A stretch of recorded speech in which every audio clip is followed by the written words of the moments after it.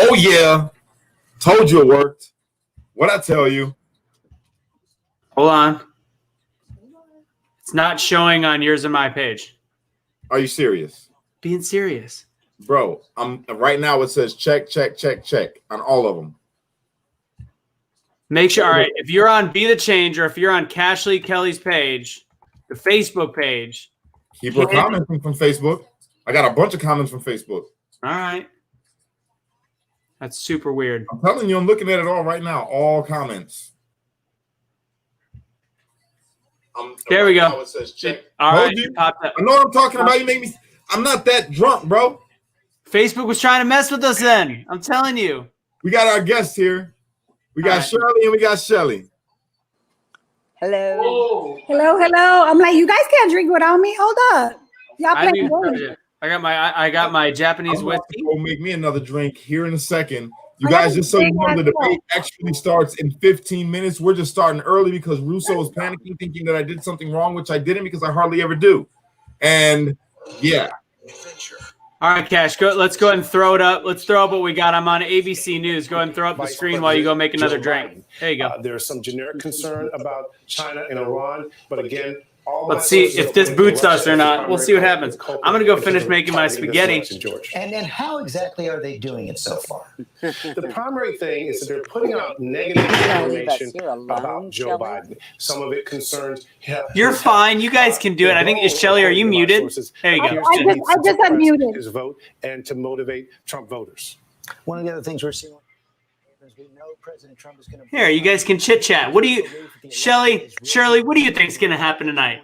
About mail-in ballots. Let's get some facts on the table. I think that in a bit of a tough spot, right? President Trump is going to be on his best behavior, and I think he's going to show us his business very classy side of himself. Joe Biden has to make a fundamental decision, which is, am I going to get into? And I think that Trump is going to kill Biden today. That's what I think. I think he's going to kill him today. I don't care even if Biden's like on his best medication or whatever it is, and I'm not trying to say that to be rude, but I believe that there has been no evidence of systemic. Either way, Trump is going to he's been doing it. He's not going to talk about stuff, like all the pandering BS. He's just going to talk about the shit he's been doing. You can't lose that way. How much do I get into that? How much do I try and prove a negative, which isn't easy? And Kate Shaw also our legal. Did the volume go down on the side video when I turned it down, or is it still the same volume it was before? The president said one of the reasons he wants Amy Coney Barrett to be confirmed so quickly. I wasn't paying attention. Is it louder now? Yes, it's going up. It's going up. Okay. That's right. And I mean, to return to okay, yeah, I can see it. I can see you moving it. Vice President okay, Biden cool. has a task in front of him, which is to, all right, we're just getting prepared if anybody's wondering. Getting our drinks ready because we are going to be doing the drinking game, which we'll talk about right before they go live. It may, you hear those kinds of accusations often enough. I was like, we should have posted like all the rules because I was trying to while you were talking live, I was trying to write it down. I was like, wait, I'm gonna have to text him. I'll throw it up. I'll send it to Cash so he can put it up. People might choose just to opt out entirely because they're concerned about their vote not counting. So I think that Biden does have the task before him to reassure the public that the election is secure, even as we know there will be hiccups, because many states are going to be administering a heavily mail-in election for the first time because of this pandemic. And, I do think that the Supreme Court, the president has been broadcasting his interest in having Judge Amy Coney Barrett confirmed in order to resolve. Are the debates happening in Ohio? If everything goes smoothly, are they happening where? In Ohio? Winner of not sure. But if there is some, question, where are the debates happening, babe? Supreme Court is asking, where are the debates at? It does raise fundamental legitimacy. Yeah, they are in Cleveland, Ohio. The president. I thought I saw like a rally, like when Trump's plane landed. Did I lose you guys? You're a little dark, Shirley. I don't know what's going on. I know what happened to your video. I fixed it, I think.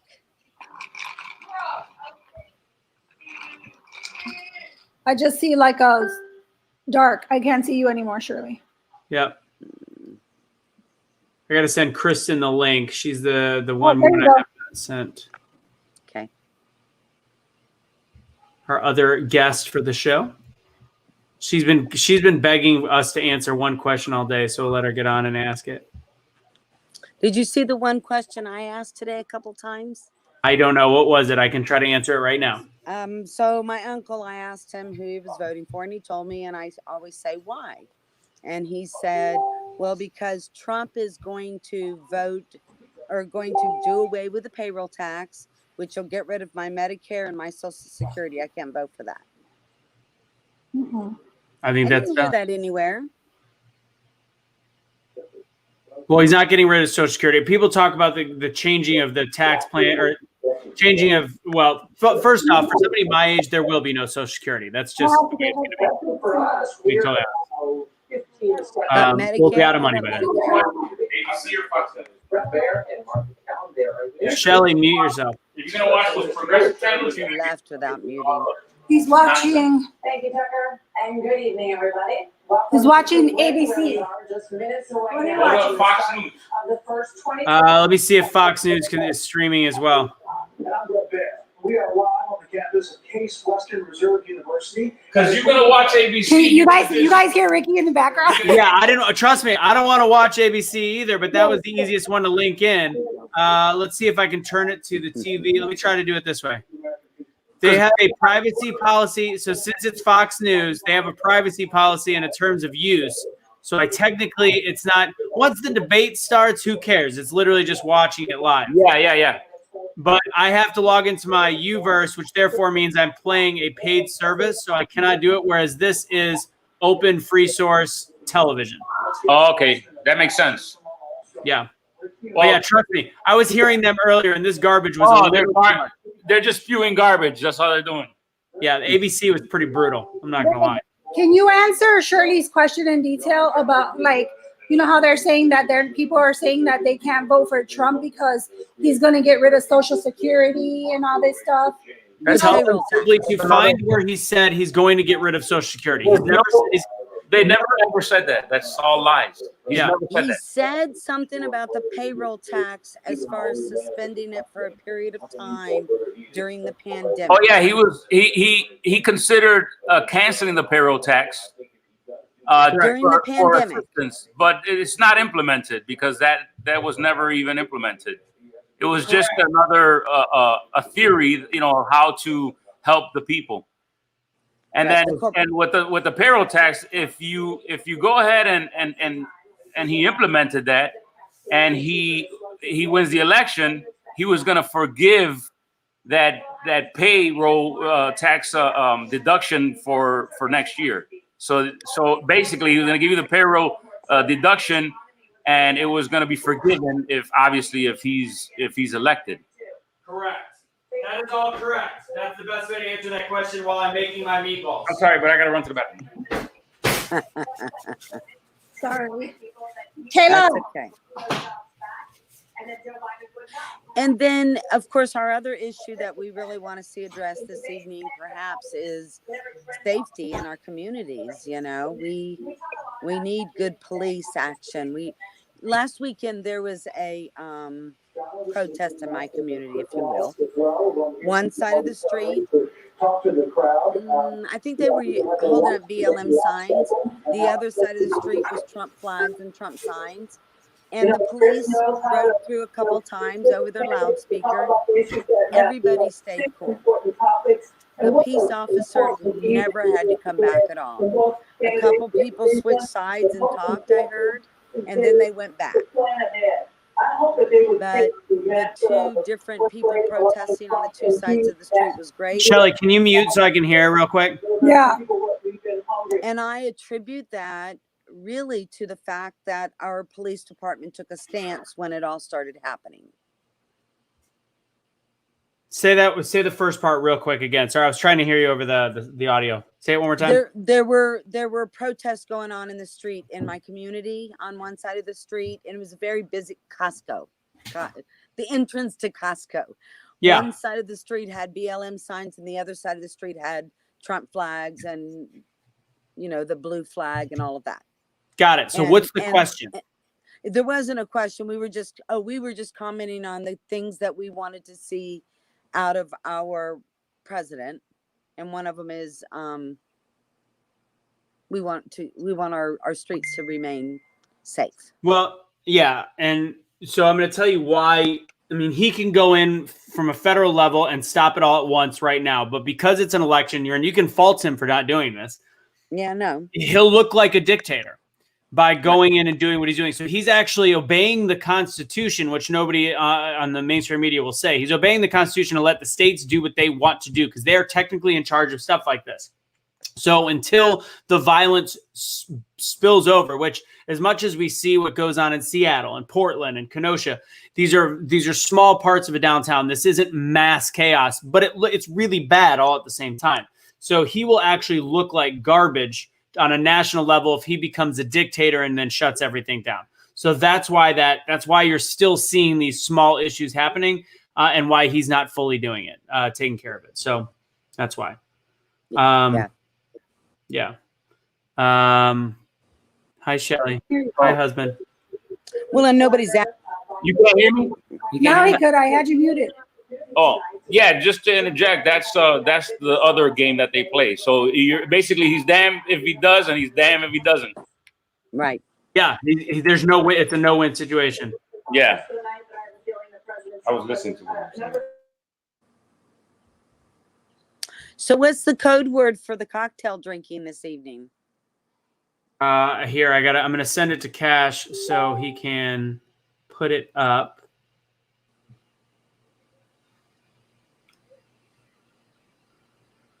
And then we'll go over it.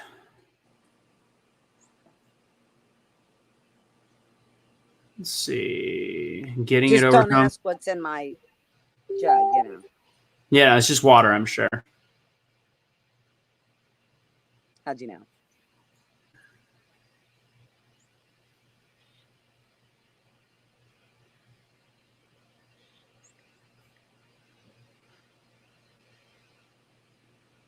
So if anybody on the outside is watching on the Be the Change page, let me know if it is working. So if you're on Be the Change page, I'm checking right now. It's not working on mine. What are my thoughts on Israel Gold Coin and the references regarding him being a Cyrus? That's a new one to me. I'd have to look that one up. I get a lot of messages. I can see you, KK. Well, I can see your messaging. So you'll be popping up whenever Cash gets back. I actually don't know much about that, so I'd have to look into it. It's not much that I don't know, but I have not actually fully heard that. So again, it's working on the Be the Change page. Good. Okay, just want to make sure that. And what was I? Oh, I got to send Cash the drinking game. So we're about 3 minutes from the debate. I have no idea where Cash is. Cash, come on back. You guys hear me? Everybody's taking their seats, Cash. It's go time. KK's here. The gang's all here. Ashley Kelly. Agent Ashley Kelly. Trying to do, but so far has not done. Anthony, can you hear me? I can hear you, yeah. Okay. You know, fascinating, Dana. We are watching the families walk in. We all remember these moments from prior debates. Sending the drink. I'm going to go over the drinking game real quick, and then I'm going to probably put this on. So this is how this is going to work, and then I'm going to put the audio on at the intro, which would be right now. I got to do that real quick. I'm listening. All right, drinking game is you take a sip any of these times. We're not taking the shot or finishing your drink. Take a sip. If Biden says, here's the deal. Trump says China. Anyone says coronavirus. Biden stumbles on his words. Trump says huge. Trump says MAGA. Another sip. If Trump says millions or millions repeatedly, millions and millions. Biden says malarkey. Trump says China virus. Biden babbles incoherently. Trump says Sleepy Joe. Biden says, come on, man. Finish your drink if any of these happen. Biden forgets where he is. Trump's hair falls off, fight breaks out, or the most shocking of them all is if they shake hands. America is an exceptional nation. You have all of us here watching. Shelly, mute, unless you're talking. Points, but we are one. And No, I wasn't talking. Okay, then mute, because your background's really, really loud. I got my headphones on, really? Yeah. We hear your TV. Yeah, your TV. Is your hubby deaf? Cash is back. Cash, I think KK is in back right now. Yes, she is. All right, I'm gonna go get my There drink. she go. There she go. Oh, can you see me? Oh, I can see you, girl. What It's up? real dark. How you been? Oh, you know, it's what day is it? Tuesday? Almost a Friday. How are you? Why is the volume down on the debate? 50, 49. We're about Just ready so you to guys start. know, this is going to be a different cast than you've ever seen tonight. We had to have the volume down, Cash, because we could only get ABC, and we didn't want to hear the ABC commentary before it starts. Gotcha. Makes sense. Tell Makes me when sense. they're about to start, though. I'll get it going. KK, how you been? Oh, here we go. Good. I'm excited. I'm using my Unite Don't Fight mug. I have a little Japanese whiskey and some Topo Chico. Who's ready to party? If you guys are watching, okay, that wasn't cool. If you guys are watching via Facebook, please go and watch via YouTube. Yep. Yeah. Go to YouTube. Please watch on YouTube. The other thing, Pash, I sent you on Facebook Messenger, I sent you the drinking game that you could throw up at any random time. So if you got that, you can put it up in the thing. Gotcha. I'm going to go ahead and turn the volume up on this because I feel like it's about to get interesting. Do it. By the way, Cash, it's Kaholakula is the last name. Gotcha. Sorry. Joe Biden. Who we are as a nation. What we stand Come for, on, man. who we want to be. That's all on the ballot. Face to Anthony, I want to know what you call that drink again. Starts right now. It's just it's like a Japanese. No, not the whiskey, the other one. From Case Topo Chico? University and Cleveland. How do you pronounce right it? here, Sherry. You are killing my right here. language. Chief anchor. What do you call it? I said you're killing my language. To this first presidential debate, just moments Let me away see now. it. Let me pronounce it. What is Take it? the stage for 90 minutes, 6 topics on the table. Hey, Russo, turn it up. Is very low.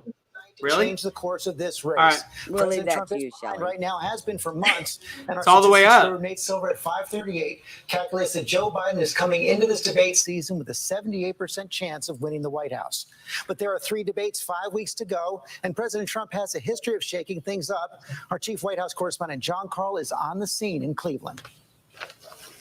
George, Donald Trump goes into this debate with his back against the wall. By every publicly available measure, he is losing this race, trailing in the national polls, no consistent lead in any of the top dozen most competitive battleground states. He needs to change the dynamic of this race, and tonight is the best chance for him to do it. He's been here before. 4 years ago, his campaign was collapsing, and he turned it around in part with debate and going relentlessly and ruthlessly on the attack. Yeah, you're making it double up. Try to do tonight. Okay, John Carl, Mary Bruce also in Cleveland covering I the can hear Biden the campaign. echo. Joe Biden has been here before as well, not at the top of the ticket, but he has had 2 vice presidential debates during the general election season. George, this is his 27th debate for the White House, but Joe Biden has never faced an opponent before like Donald Trump. He says all he has to do to win here tonight is tell the truth, but it is not going to be that simple. Joe Biden knows that Donald Trump is going to make this personal. He is going to go on the attack. Joe Biden's goal and his challenge here tonight is to try and rise above that, to not get dragged down into some brawl with the president. Biden will fight back if the president misconstrues his record. He gonna goes get after dragged his down into a family, brawl. but don't expect Joe Biden to spend a lot of time here I love fact-checking you. the president. Thank Instead, you. he wants to speak Straight up. directly to the Everybody that American used our people. He super chat, wants I tonight really to be about the appreciate issues that. going Straight, to I love you impact on guys. taxes. Melissa, on I especially love you. and especially in the midst of this pandemic on healthcare, George. And we saw Joe Biden release his tax returns today, Mary. He did. I can't Joe stand Biden this fucking guy. He's a weasel. I'm telling you. trying to set the tone for the debate to come. He's He the did one with release his wife tax said that returns today for last he year, drawing a watches sharp pornos with contrast their 2 with the teenage president kids. and that blockbuster New York Times That's reporting. gross. Joe Biden. No, I was swear to no God, last year, I think I sent it to you paid, too. about That's $300,000 gross. in federal Porn income with taxes. We their still 2 don't know teenage what the kids. president paid because That's he has just not nasty. released his tax returns It's yet. disgusting. First question here, George. The moderator, Chris Wallace, is on the stage right now. He's outlined 6 topics for the debate, starting out with the Bush from the Trump and Biden records, the economy, COVID, Supreme Court, race and violence, election integrity. Hey guys, Let's go if to you Chris could, Wallace. please share this for me. Share it. Tell everybody to come on and join us because we're gonna have fun. I'm gonna share it and everything right now. Oh, I can't wait. This is about to be good. gold plated the records attorney. And by the way, Shirley, I love you. Shirley, I love you. Good KK, evening from I the love Health you. Education campus of Case Western You Reserve know we love you University and the too. Cleveland Clinic. I'm Chris Wallace of Fox News, and I welcome you to the first of the 2020 presidential You want me to debates tag you, Cash? between President Donald You don't J. got Trump to. and former Vice I'm gonna share it President though. Joe Look at Biden. Deb. Look at Deb. This The debate $10, is man. I sponsored by the appreciate Commission you, on Deb. Thank Presidential you. Debates. I love The you, and you're commission has awesome too. designed the format, 6 roughly 15-minute Matter of fact, segments if with you guys 2-minute want, answers from each candidate to when the you first utilize the super question, chat, tell me then something that you open want me to do. discussion for the rest That's of what you each can do. That segment. way it's something fun. Both You know what I'm saying? campaigns Put have some drinking agreed anyway. to these When we take a rules. shot, we'll do that. For the I got some record, Elijah either Craig side of the because topics of Shirley's have a husband who questions recommended in it, each and I topic. got some Long I Island can iced assure tea. you, none of the I'm having a good questions has been shared with the commission or the 2 candidates. This debate is being conducted under health and safety protocols designed by the Cleveland Clinic, which is serving as the health security come on. advisor Get the to it. for all 4 debates. For real. As a precaution, both campaigns have agreed the candidates will not shake hands at the beginning of tonight's debate. Oh, that's why. The audience here in the hall has We promised don't have to remain finish our silent. No cheers, start. no boos or other Coronavirus. interruptions, and more importantly, you can focus on what the candidates have to say. No noise except right now, as we welcome the Republican nominee, President Trump, and the Democratic nominee. Yay. Yeah, if you guys are having trouble with the sound, go to YouTube. Way better on YouTube.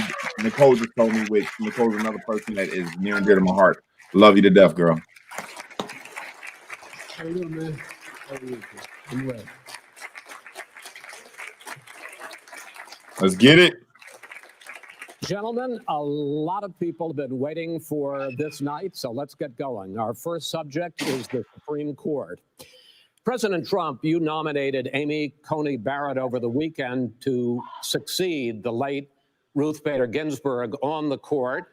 You say the Constitution is clear about your obligation and the Senate's to consider a nominee to the court. Vice President Biden, you say that this is an effort by the president and Republicans to jam through an appointment and what you call an abuse of power. My first question to both of you tonight, why are you right in the argument you make and your opponent wrong? And where do you think a Justice Barrett would take the court?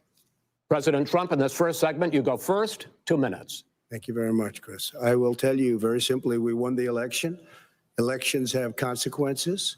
We have the Senate, we have the White House, and we have a phenomenal nominee, respected by all, top academic, good in every way, In fact, some of her biggest endorsers are very liberal people from Notre Dame and other places. So I think she's going to be fantastic. We have plenty of time, even if we did it after the election itself. I have a lot of time after the election, as you know. So I think that she will be outstanding. She's going to be as good as anybody that has served on that court. We really feel that. We have a professor at Notre Dame, highly respected by all, said she's the single greatest student he's ever had. He's been a professor for a long time at a great school. And we won the election, and therefore we have the right to choose her. And very few people knowingly would say otherwise. And by the way, the Democrats, they wouldn't even think about not doing it. If they had, the only difference is they try and do it faster. Did Biden just spit off stage? They had Merrick Garland, but the problem is they didn't have the election, so they were stopped. And probably that would happen in reverse also. Definitely would happen in reverse. So we won the election, and we have the right to do it, Chris.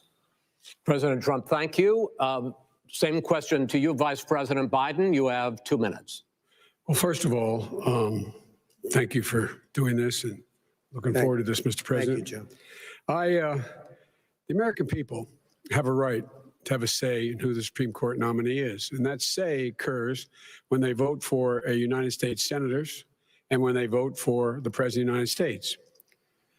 They're not going to get that chance now because we're in the middle of an election already. The election has already started. Tens of thousands of people have already voted. And so the thing that should happen is we should wait. We should wait and see what the outcome of this election is, because that's the only way the American people get to express their view is by who they elect as president and who they elect as vice president. Now, what's at stake here is the president's made it clear he wants to get rid of the Affordable Care Act. He's been running on that. He ran on that, and he's been governing on that.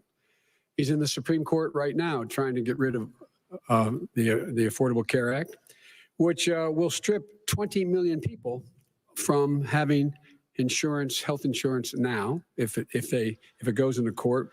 And the justice, and I have nothing, I'm not opposed to the justice. But she's written before she went on the bench, which is her right, that she thinks that the Affordable Care Act is not constitutional.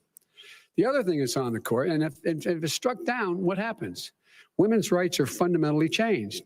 Once again, a woman could be held, pay more money because she has a pre-existing condition of pregnancy. They were able to charge a woman more for the same exact procedure a man gets. And that ended when we, in fact, passed the Affordable Care Act. And there's 100 million people who have pre-existing conditions, and they'll be taken away as well. Those pre-existing conditions, the insurance companies are going to love this. And so it's just not appropriate to do this before this election. If he wins the election and the Senate is Democrat or Republican, then he goes forward. If not, we should wait until February. All right. There aren't 100 million people with pre-existing conditions. As far as the say is concerned, the people already had their say.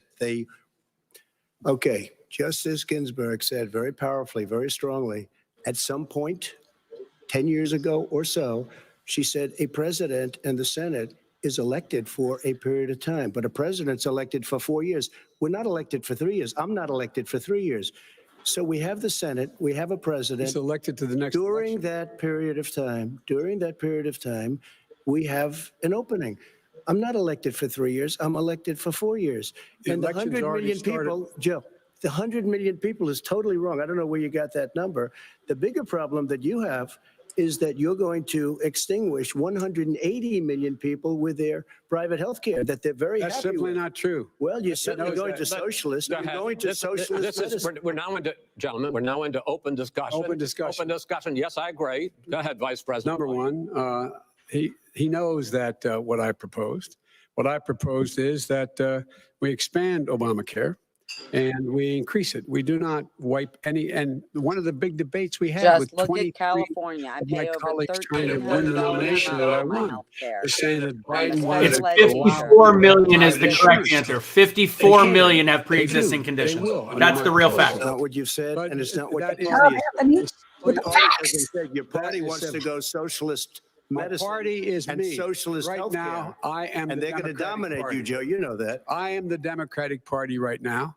The platform of the Not according Democratic to Party Harris. is what I, in fact, approved of. What I approved of. Now, here's the deal. The deal is that it's going to wipe out pre-existing conditions. And by the way, the 200 million. He's not even people holding that an have office died on right his now. watch. How do you They're- wipe out and pre-existing some have condition? survived. Well, there's 7 million people that contracted COVID.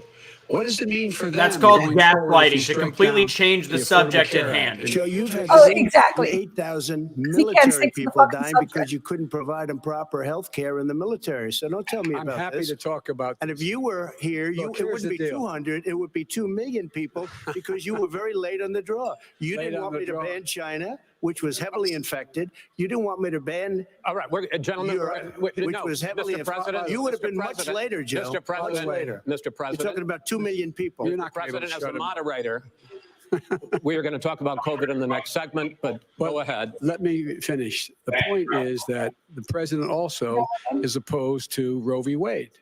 That's on the ballot as well in the court. And so that's also at stake right now. And so the election is all. You don't know it's on the ballot. Why is it on the ballot? Because Why is you it on the said ballot? It's not you're- on the ballot. It's on the ballot in the I court. don't think so. In the court. Well, There's nothing happening there. Donald, would you And you just don't be quiet know for a minute? her view on Roe v. Wade. You I don't know don't her know. view. Well, all right, let's talk. We got a lot to unpack here, gentlemen. We got a lot of time. So on health care, and then we'll come back to Roe v. Wade. All right. Mr. President, the Supreme Court will hear a case a week after the election in which the Trump administration, along with 18 state attorneys general, are seeking to overturn That's right. Obamacare, to end Obamacare. You have spent the last... Because they want to give good health care. If I may ask my question, sir. Good health care. Over the last 4 years, you have promised to repeal and replace Obamacare, but you have never in these 4 years come up with a plan, a comprehensive plan to replace Obamacare. Of course I have. Well, I got rid of the individual mandate. I'm going to give you an opportunity. I got rid of the individual mandate, which was a big chunk of Obamacare. That is absolutely a big thing. That was the worst part of Obamacare. Sir, Chris, that was the worst part of Obama. Let me ask my question. Well, I'll ask Joe. The individual mandate was the most unpopular aspect of Obamacare. I got rid of it. I'd like and we will protect people. President, I'm the moderator of this debate, and I would like you to let me ask my question, and then you can answer your question. You, in the course of these 4 years, have never come up with a comprehensive plan to replace Obamacare. And just this last Thursday, you signed a largely symbolic executive order to protect people with pre-existing conditions 5 days before this debate. So my question, sir, is what is the Trump healthcare plan? Right. Well, first of all, I guess I'm debating you, not him, but that's okay. I'm not surprised. Let me just tell you something, that there's nothing symbolic. I'm cutting drug prices. I'm going with favored nations, which no president has the courage to do because you're going against big pharma. Drug prices will be coming down 80 or 90%. You could have done it during your 47-year period in government, but you didn't do it.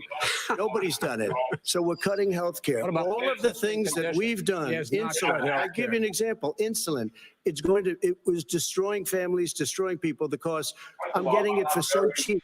It's like water. You want to know the truth. So cheap. Take a look at all of the drugs what we're doing, prescription drug prices. We're going to allow our governors now to go to other countries to buy drugs because they pay just a tiny fraction. As I say, this is open discussion. No, but this is big.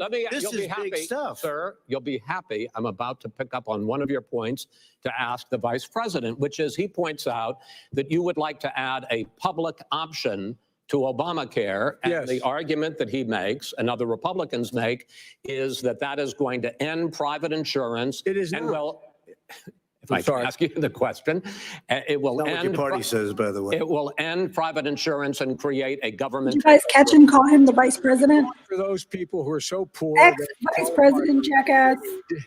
they can get that free in most states, except governors who want to deny. You're allowed to be people called for vice president Medicaid. forever, unfortunately. Anyone who qualifies for Medicare would Medicare automatically be enrolled in the public option.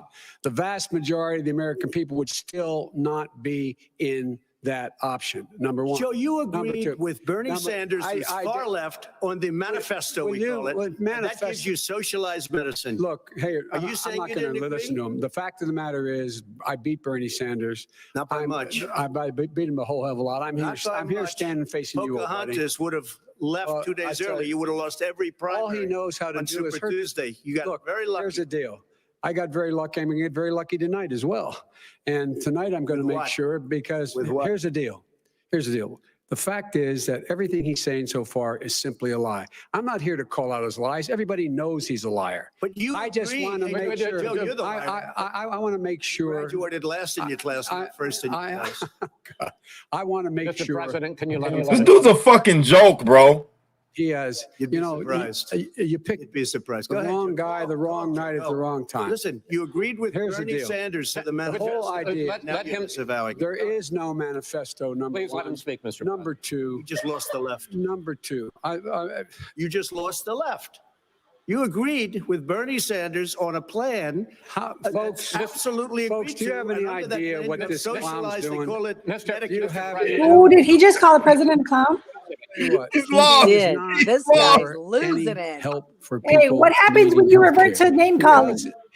Because he, in You have fact, nothing already intellectual to say. has cost 10 million people their health care that they had from their employers because of his recession.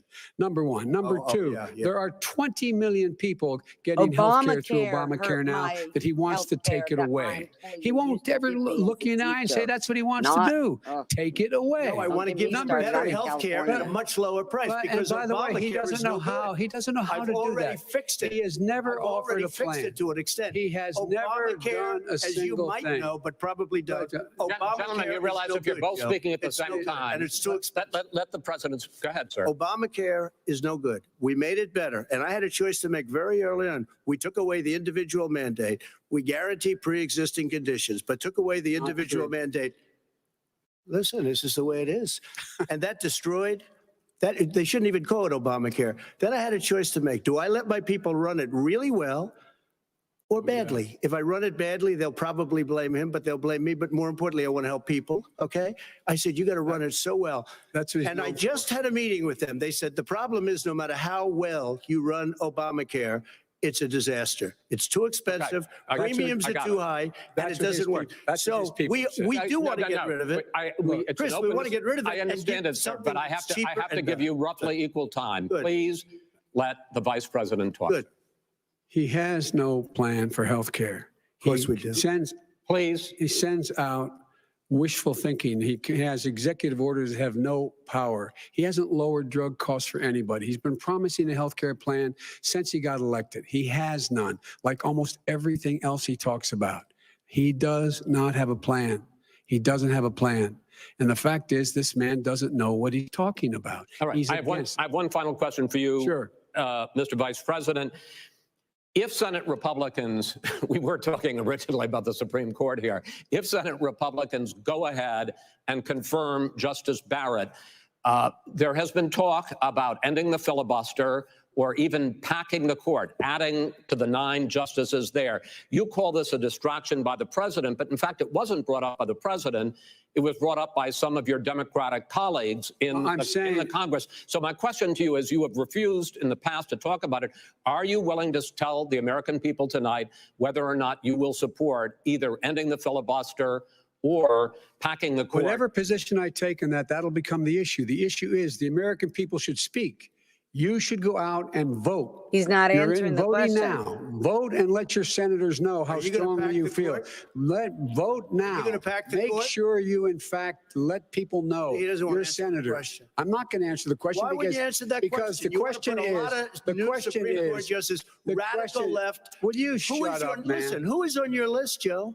Who's on your list? Gentlemen, I think this is so unprecedented. We have ended this segment. We're going to move on to the second segment. That was really a productive segment, wasn't it? Keep yapping, man. The people understand, Joe. They sure 47 years, you've done nothing. They understand. All right. The second subject is COVID-19, which is an awfully serious subject. So let's try to be serious about it. We have had more than 7 million cases of coronavirus in the United States, and more than 200,000 people have died. Even after we produce a vaccine, experts say that it could be months or even years before we come back to anything approaching normal. My question for both of you is, based on what you have said and done so far, and what you have said you would do starting in 2021, why should the American people trust you more than your opponent to deal with this public health crisis going forward? In this case, the question goes to you first, sir. 2 minutes uninterrupted. Good luck. 200,000 dead. As you said, over 7 million infected in the United States. We, in fact, have 5%, 4% of the world's population, 20% of the deaths. 40,000 people a day are contracting COVID. In addition to that, about between 750 and 1,000 people a day are dying. When he was presented with that number, he said, it is what it is. Well, it is what it is because you are who you are. That's why it is. The president has no plan. He hasn't laid out anything. He knew all the way back in February how serious this crisis was. He knew it was a deadly disease. What did he do? He's on tape as acknowledging he knew it. He said he didn't tell us or give people a warning of it because he didn't want to panic the American people. You don't panic. He panicked. In addition to that, what did he do? He went in and we were insisting that the Chinese, the people we had on the ground in China should be able to go to Wuhan and determine for themselves how dangerous this was. He did not even ask Xi to do that. He told us what a great job Xi was doing. He said we owe him a debt of gratitude for being so transparent with us. And what did he do then? He then did nothing. He waited and waited and waited. He still doesn't have a plan. I laid out back in March exactly what we should be doing. And I laid out again in July what we should be doing. We should be providing all the protective gear possible. We should be providing the money the House has passed in order to be able to go out and get people the help they need to keep their businesses open schools. It costs a lot of money. You should get out of your bunker and get out of the sand trap and get in your golf course and go in the Oval Office and bring together the Democrats and Republicans and find He knows what he needs lives to in be a done bunker, now to right? save What? lives. So if we would have listened to you. You have 2 minutes, sir. If we would have listened to you, the country would have been left wide open. Millions of people would have died, not 200,000. And one person is too much. It's China's fault. It should have never happened. They stopped it from going in, but it was China's fault. And by the way, when you talk about numbers, you don't know how many people died in China. You don't know how many people died in Russia. You don't know how many people died in India. They don't exactly give you a straight count, just so you understand. But if you look at what we've done, I closed it and you said he's xenophobic. He's a racist and he's xenophobic because you didn't think I should have closed our country. Wait a minute. It says 2 minutes. You didn't think we should have closed our country because you thought it was terrible. You wouldn't have closed it for another 2 months. By my doing it early, in fact, Dr. Fauci said, President Trump saved thousands of lives. Many of you Democrat governors said, President Trump did a phenomenal job. We worked with the governor. Oh, really? Go take a look. The governors said I did a phenomenal job. Most of them said that. In fact, people that would not be necessarily on my side said that. President Trump did a phenomenal job. We did. We got the gowns. We got the masks. We made the ventilators. You wouldn't have made ventilators. And now we're weeks away from a vaccine. We're doing therapeutics already. Fewer people are dying when they get sick. Far fewer people are dying. We've done a great job. The only thing I haven't done a good job, and that's because of the fake news. No matter what you say to them, they give you bad press on it. It's just fake news. They give you good press. They give me bad press because that's the way it is, unfortunately. But let me just tell you something. I don't care. I've gotten used to it. But I'll tell you, Joe, you could never have done the job that we did. You don't have it in your blood. You could have never done that job. I know how to do the job. I know how to get the job Well, you done. didn't do very well in swine flu.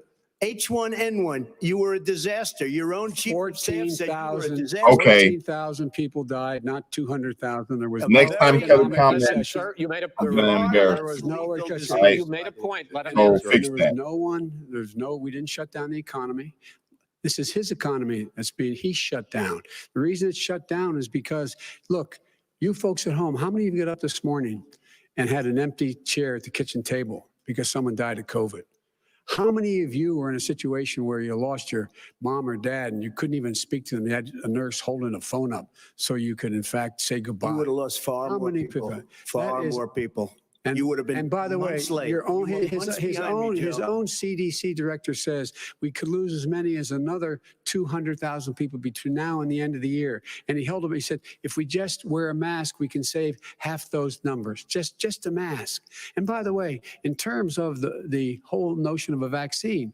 We're for a vaccine, but I don't trust him at all, nor do you. I know you don't. What we trust is a scientist. You don't we trust Dr. Johnson Fauci. Johnson, Pfizer? Okay, by the way, gentlemen, let me move on to questions about the future because you both have touched on two of the questions I'm going to ask. Focusing on the future first, President Trump, you have repeatedly either contradicted or been at odds with some of your government's own top scientists. The week before last, the head of the Centers for Disease Control, Dr. Redfield, said it would be summer before the vaccine would become generally available to the public. You said that he was confused and mistaken. Those were your two words. Yeah. But Dr. Slaoui, the head of your Operation Warp Speed, has said exactly the same thing. Are they both wrong? Well, I've spoken to the companies and we can have it a lot sooner. It's a very political thing because people like this would rather make it political than save lives. It is a very political thing. I've spoken to Pfizer. I've spoken to all of the people that you have to speak to. We have great Moderna, Johnson & Johnson, and others. They can go faster than that by a lot. Become very political because the left, or I don't know if I call them left, I don't know what I call them. The head of your Operation Warp Speed, Dr. Slaoui? I disagree with him. Yeah, no, I disagree with both of them. And he didn't say that. He said it could be there, but it could also be much sooner. I had him in my office 2 days ago. He talked about the summer, sir, before it's generally available. Just like he said it's a possibility that we'll have the answer before November 1st. It could also be after when it's that. generally available. Well, we're going to deliver it right away. We have the military all set up logistically. They're all set up. We have our military that delivers soldiers, and they can do 200,000 a day. They're going to be This is the same man It's who all told set you up. by Easter this would be gone away. by the warm weather, it'd be gone. Miraculous, like a miracle. And by the way, maybe you could inject some bleach in your arm, and that would take care of it. This is the same man. That was said sarcastically. You know that. That was said sarcastically. And so here's the deal. This man is talking about a vaccine. Every serious company is talking about maybe having a vaccine done by the end of the year. But the distribution of that vaccine will not occur until sometime beginning or the middle of next year to get it out, if we get the vaccine. And pray God we will. Pray God we will. Mr. Vice President, I want to pick up You'll have the vaccine sooner I want to than pick that. up on this question, though. You say the public can trust the scientists, but they can't trust President Trump. In fact, you said that again tonight. Your running mate, Senator Harris, goes further, saying the public health experts, quote, will be muzzled, will be suppressed. Given the fact that polls already show that people are concerned about the vaccine and are reluctant to take it, are you and your running mate, Senator Harris, contributing to that fear? No more than the question you just asked him. You pointed out. He puts pressure and disagrees with his own scientists. But you're saying Everybody you can't, or knows. Senator And Harris is saying you no, can't trust the scientists. No, you can't trust the scientists. She didn't say that. You can't trust She said the public health experts, quote, will be muzzled, will be suppressed. Well, that's what he's going to try to do. But there's millions of scientists, there's thousands of scientists out there, like here at this great hospital, that don't work for him. Their job doesn't depend on him. That's not, they're the people. And by the way, I spoke to the scientists that are in charge. By the way, they will have the vaccine very soon. Do you believe for a moment what he's telling you in light of all the lies he's told you about the whole issue relating to COVID? He still hasn't even acknowledged that he knew this was happening, knew how dangerous it was going to be back in February, and he didn't even tell you. He's on record as saying it. He panicked or he just looked at the stock market, one of the two, because guess what? A lot of people died and a lot more are going to die unless he gets a lot smarter, a lot quicker. Mr. President? Did you use the word smart? So you said you went to Delaware State, but you forgot the name of your college. You didn't go to Delaware State. You graduated either the lowest or almost the lowest in your class. Don't ever use the word smart with me. Don't ever use that word. Oh, give me a break. Because you know what? There's nothing smart about you, Joe. 47 years you've done nothing. Let's have this debate. And if you would have had, let me just tell you something, Joe. If you would have had the charge of what I was put through, I had to close the greatest economy in the history of our country. And by the way, now it's being built again. We're going to get to the economy in the next segment, sir. Okay. It's going up fast. Okay. When it comes to how the virus has been handled so far, the two of you have taken very different approaches, and this is going to affect how the virus is handled going forward by whichever of you ends up becoming the next president. I want to quickly go through several of those. Reopenings. Vice President Biden, you have been much more reluctant than President Trump about reopening the economy and schools. Why? My cheeks hurt. Because he I'm doesn't over have a here plan. cracking up. If I were My running, I cheeks know hurt. what the plan is. You've got to provide these businesses the ability to have the money to be able to reopen with the PPE as well as with the sanitation they need. You have to provide Tell that them to Nancy plastic. Pelosi. Well, he's just shush for a minute. Tell it to Nancy Pelosi and Schumer. By the Brian way, Chuck. Nancy Pelosi and Schumer, they have a plan. He won't even meet with them. The Republicans won't meet with the Senate. And he sits in his golf course. And well, I mean, literally, think about it. You probably play more than I do, Joe. What about this question of reopenings and the fact? Well, he wants to shut down this country, and I want to keep it open. And we did a great thing by shutting it down. Wait a minute, Joe. Let me shut you down for a second, Joe, just for 1 second. He wants to shut down the country. We just went through it. We had to because we didn't know anything about the disease. Now we found that elderly people with heart problems and diabetes and different problems are very, very vulnerable. We learned a lot. Young children aren't. Even younger people aren't. We've learned a lot. But he wants to shut it down. More people will be hurt by continuing. If you look at Pennsylvania, if you look at certain states that have been shut down, they have Democrat governors all. One of the reasons they're shut down is because they want to keep it shut down until after the election, November 3rd. I want to move on to another because subject. it's a I want to move on to another subject. But those states are not doing well that are shut down right now. Respond to that. President Trump, you have begun to increasingly question the effectiveness of masks as a disease preventer. And in fact, recently you have cited the issue of waiters touching their masks and touching plates. Are you questioning No, I think the masks efficacy are okay. of You have masks? to understand, if you look, I mean, I have a mask right here. I put a mask on, when I think I need it. Tonight, as an example, everybody's had a test and you've had social distancing and all of the things that you have to, but I Just wear like your masks rallies. when needed. When needed, I wear masks. Okay, let me ask. I don't wear masks like him. Every time you see him, he's got a mask. He could be speaking 200 feet away from it. He shows up with the biggest mask I've ever seen. I will say Vice President Biden, go ahead, sir. Look, the way to open businesses is give them the wherewithal to be able to open. We provided money. But I was asking you, sir, about masks. Well, masks make a big difference. His own head of the CDC said if we just wore masks between now, everybody wore masks in social distance between now and January, we'd probably save up to 100,000 lives. It matters. And they've also said the opposite. They've also said no serious person said the opposite. Serious. Dr. Fauci said the opposite. I want to ask you, we got a little bit more than a minute left in this segment. Masks are not good. Then he changed his mind. He said masks are good. I'm okay with masks. I want to ask you both about one last subject, because your different approaches has even affected the way that you have campaigned. President Trump, you're holding large rallies with crowds packed together, thousands of people. Outside. While they're talking, I just got to say real quick, Trump ain't fucking him up. You are holding much smaller events with nobody will show up. People with What's true? Nobody shows up to his rallies. All right. In any case, why you holding the big rallies? Why you not? You go first, sir. Because people want to hear what I have to say. I mean, but are you not worried about a job as a president, and I'll have 35,000 people show up at airports. We use airports. Are you not worried about we the have a lot of issues, people. sir? Well, so far, we have had no problem whatsoever. It's outside. That's a big difference, according to the experts. And we do them outside. We have tremendous crowds, as you see. I mean, and literally on 24 hours notice. And Joe does the circles and has 3 people someplace. Okay. By the way, did you see one of the last big rallies he has? And a reporter came up to him to ask him a question. He said, no, stand back.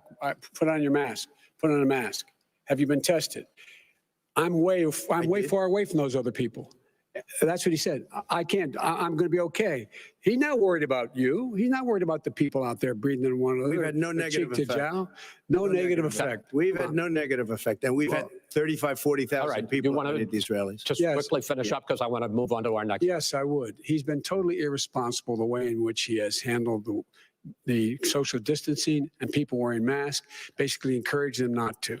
All right. Ben, he's a fool on this. If you could get the crowds, you would have done the same thing. But you can't. Nobody cares. Gentlemen, can we move on to the economy? Gentlemen, can we move on to the economy? Yes. The economy is, I think it's fair to say, recovering faster than expected from the shutdown. Much faster. In the second quarter, the unemployment rate fell to 8.4% last month.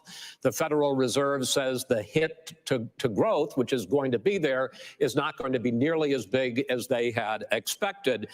President Trump, you say we are in a V-shaped recovery. Vice President Biden, you say it's more of a K-shape. What difference does that mean to the American people in terms of the economy? President Trump, in this segment, you go first. So we built the greatest economy in history. We closed it down because of the China plague. When the plague came in, we closed it down, which was very hard psychologically to do. He didn't think we should close it down, and he was wrong. And again, 2 million people would be dead now instead of still 204,000 people is too much. One person is too much. Should have never happened from China. But what happened is we closed it down, and now we're reopening, and we're doing record business. Russo, he said China. 10.4 million people in a 4-month period that we've put back into the workforce. That's a record the likes of which nobody's ever seen before. And he wants to close down he will shut it down again. He will destroy this country. You know, a lot of people, between drugs and alcohol and depression, when you start shutting it down, you take a look at what's happening in some of your Democrat-run states where they have these tough shutdowns. And I'm telling you, it's because they don't want to open it. One of them came out last week. You saw that. Oh, we're going to open up on November 9th. Why November 9th? Because it's after the election. They think they're hurting us by keeping them closed. They're hurting people. People know what to do. They can social distance. They can wash their hands. They can wear masks. They can do whatever they want. But they got to open these states up. When you Biden look just at turned his North volume Carolina, up. when you look, and these governors are under siege, Pennsylvania, Michigan, and a couple of others, you got to open these states up. It's not fair. You're talking about almost it's like being in prison. And you look at what's going on with divorce, look at what's going on with alcoholism and drugs. It's a very, very sad thing. And he'll close down the whole country. This guy will close down the whole country and destroy our country. Our country is coming back incredibly well, setting records as it does it. We don't need somebody to come in and say, let's shut it down. All right. Your 2 minutes, sir. We're now moved to you. As I said, posing the question, the president says it's a V-shaped recovery. You say it's a K-shaped recovery. What's the difference? The difference is millionaires and billionaires like him in the middle of the COVID crisis have done very well. Billionaires have made another $300 billion because of his profligate tax proposal, and he only focused on the market. But you folks at home, you folks living in Scranton and Claymont and all the small towns and working class towns in America, how well are you doing?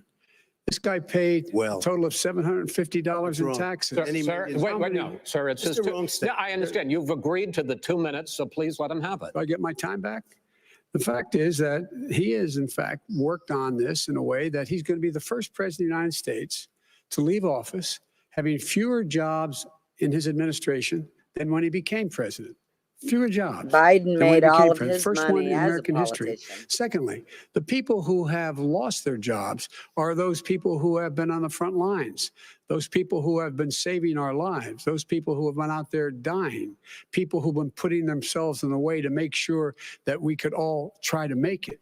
And the idea that he is insisting that we go forward and open when you have almost half the states in America with a significant increase in COVID deaths and COVID cases in the United States of America.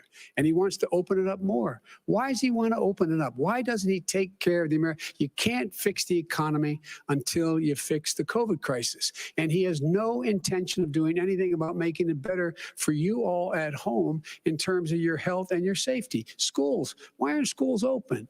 Because it costs a lot of money to open them safely. You know, they were going to give, his administration was going to give the teachers and school students masks. And then they decided, no, couldn't do that because it's not a national emergency, not a national emergency. They've done nothing to help small businesses, nothing. They're closing. 1 in 6 is now gone. He ought to get on the job and take care of the needs of the American people so we can open safely. All right, your time is up, sir. Well, you're going to get to. I'm going to respond to that. Well, you both had 2 minutes, sir. Excuse me, he made a statement. So did you? People want their schools, people want their schools open. They don't want to be shut down. They don't want their state shut down. They want their restaurants. I look at New York. It's so sad what's happening in New York. It's almost like a ghost town. And I'm not sure it can ever recover what they've done in New York. People want their places open. They want to get back to their lives. They'll be careful, but they want their schools open. I'm the one that brought back football. By the way, I brought back Big Ten football. It was me, and I'm very happy to do it. And people of Ohio are very proud of me. And you know how I found out? When you took Gentlemen, we're going to get to your economic plans going forward in a moment. But first, Mr. President, as you well know, there's a new report that in 2016, the year you were elected president, and 2017, your first year as president, that you paid $750 a year in federal income tax each of those years. I know that you pay a lot of other taxes, but I'm asking you the specific question. Is it true that you paid $750 in federal income taxes each of those 2 years? I paid millions of dollars in taxes, millions of dollars of income tax. And let me just tell you, there was a story in one of the papers. I paid $38 million 1 year. I paid $27 million. Show us your tax returns. I went. You'll see it as soon as it's finished. You'll see it. You know, if you want to go to the Board of Elections. There's a 118-page or so report that says everything I have, every bank I have, I'm totally under leveraged because the assets are extremely good. And we have a very, I built a great company. I'm asking you a specific question, which is. Let me tell you. I understand all of that. I understand all of that. No, Mr. President, I'm asking you a question. Will you tell us how much you paid in federal income taxes in 2016 and 2017? Millions of dollars. You paid millions of dollars? Millions of dollars. So not 700. Millions of dollars. And you'll get to see it. And you'll get to see it. But let me just tell you, Chris, let me just tell you something, that it was the tax laws. I don't want to pay tax. Before I came here, I was a private developer. I was a private business people. Like every other private person, unless they're stupid, they go through the laws, and that's what it is. He passed a tax bill that gave us all these privileges for depreciation and for tax credits. We build a building and we get tax credits, like the hotel on Pennsylvania Avenue. You get a massive, which, by the way, was given to me by the Obama administration, if you can believe that. Now, the man got fired right after that happened. But Vice President Biden, you want to respond? Yeah, I do want to respond. Look, the tax code that made him, put him in a position that he pays less tax than a school teacher makes on the money a school teacher makes, is because of him he says he's smart because he can take advantage of the tax code. And he does take advantage of the tax code. That's why I'm going to eliminate the Trump tax cuts. And I'm going to eliminate those tax cuts and make sure that we invest in the people who, in fact, need the help. People out there need help. But why didn't you do it over the last 25 years? Because you weren't president. Because you weren't president screwing things up. You were a senator. You're the worst president America has ever had. Hey, Come Joe, on. let me just tell you, Joe, I've done more in 47 months. I've done more than you've done in 47 years, Joe. We've done things that you never even thought of doing, including fixing the broken military that you gave me, including taking care of your vets. Mr. President, we're talking about the economy. I'd like to ask you about your plans going forward, because, Mr. Vice President, your economic plan, if you were to be elected president, focuses a lot on big government, big taxes, big spending. I want to focus first on the taxes. You propose more than $4 trillion over a decade in new taxes on individuals making more than $400,000 a year and on corporations. President Trump says that kind of an increase in taxes is going to hurt the economy as it's just coming out of a recession. Well, just take a look at what is the analysis done by Wall Street firms. Points out that my economic plan would create 7 million more jobs than his in 4 years, number one. And number two, it would create an additional $1 trillion in economic growth, because it would be about buying American. That we're going to make this federal government spend $600 billion a year on everything from ships to steel to buildings and the like. And under my proposal, we're going to make sure that every penny of that has to be made by a company. But respectfully, sir, I'm talking about taxes, not spending. By the way, I'm going to eliminate significant of the tax. I'm going to make the corporate tax 28%. It shouldn't be 21%. You have 91 companies, in the Fortune 500 who don't pay a single penny in tax, making billions of dollars. Why didn't you do it billions before of when you were vice president with Obama? Because you, in fact, passed that.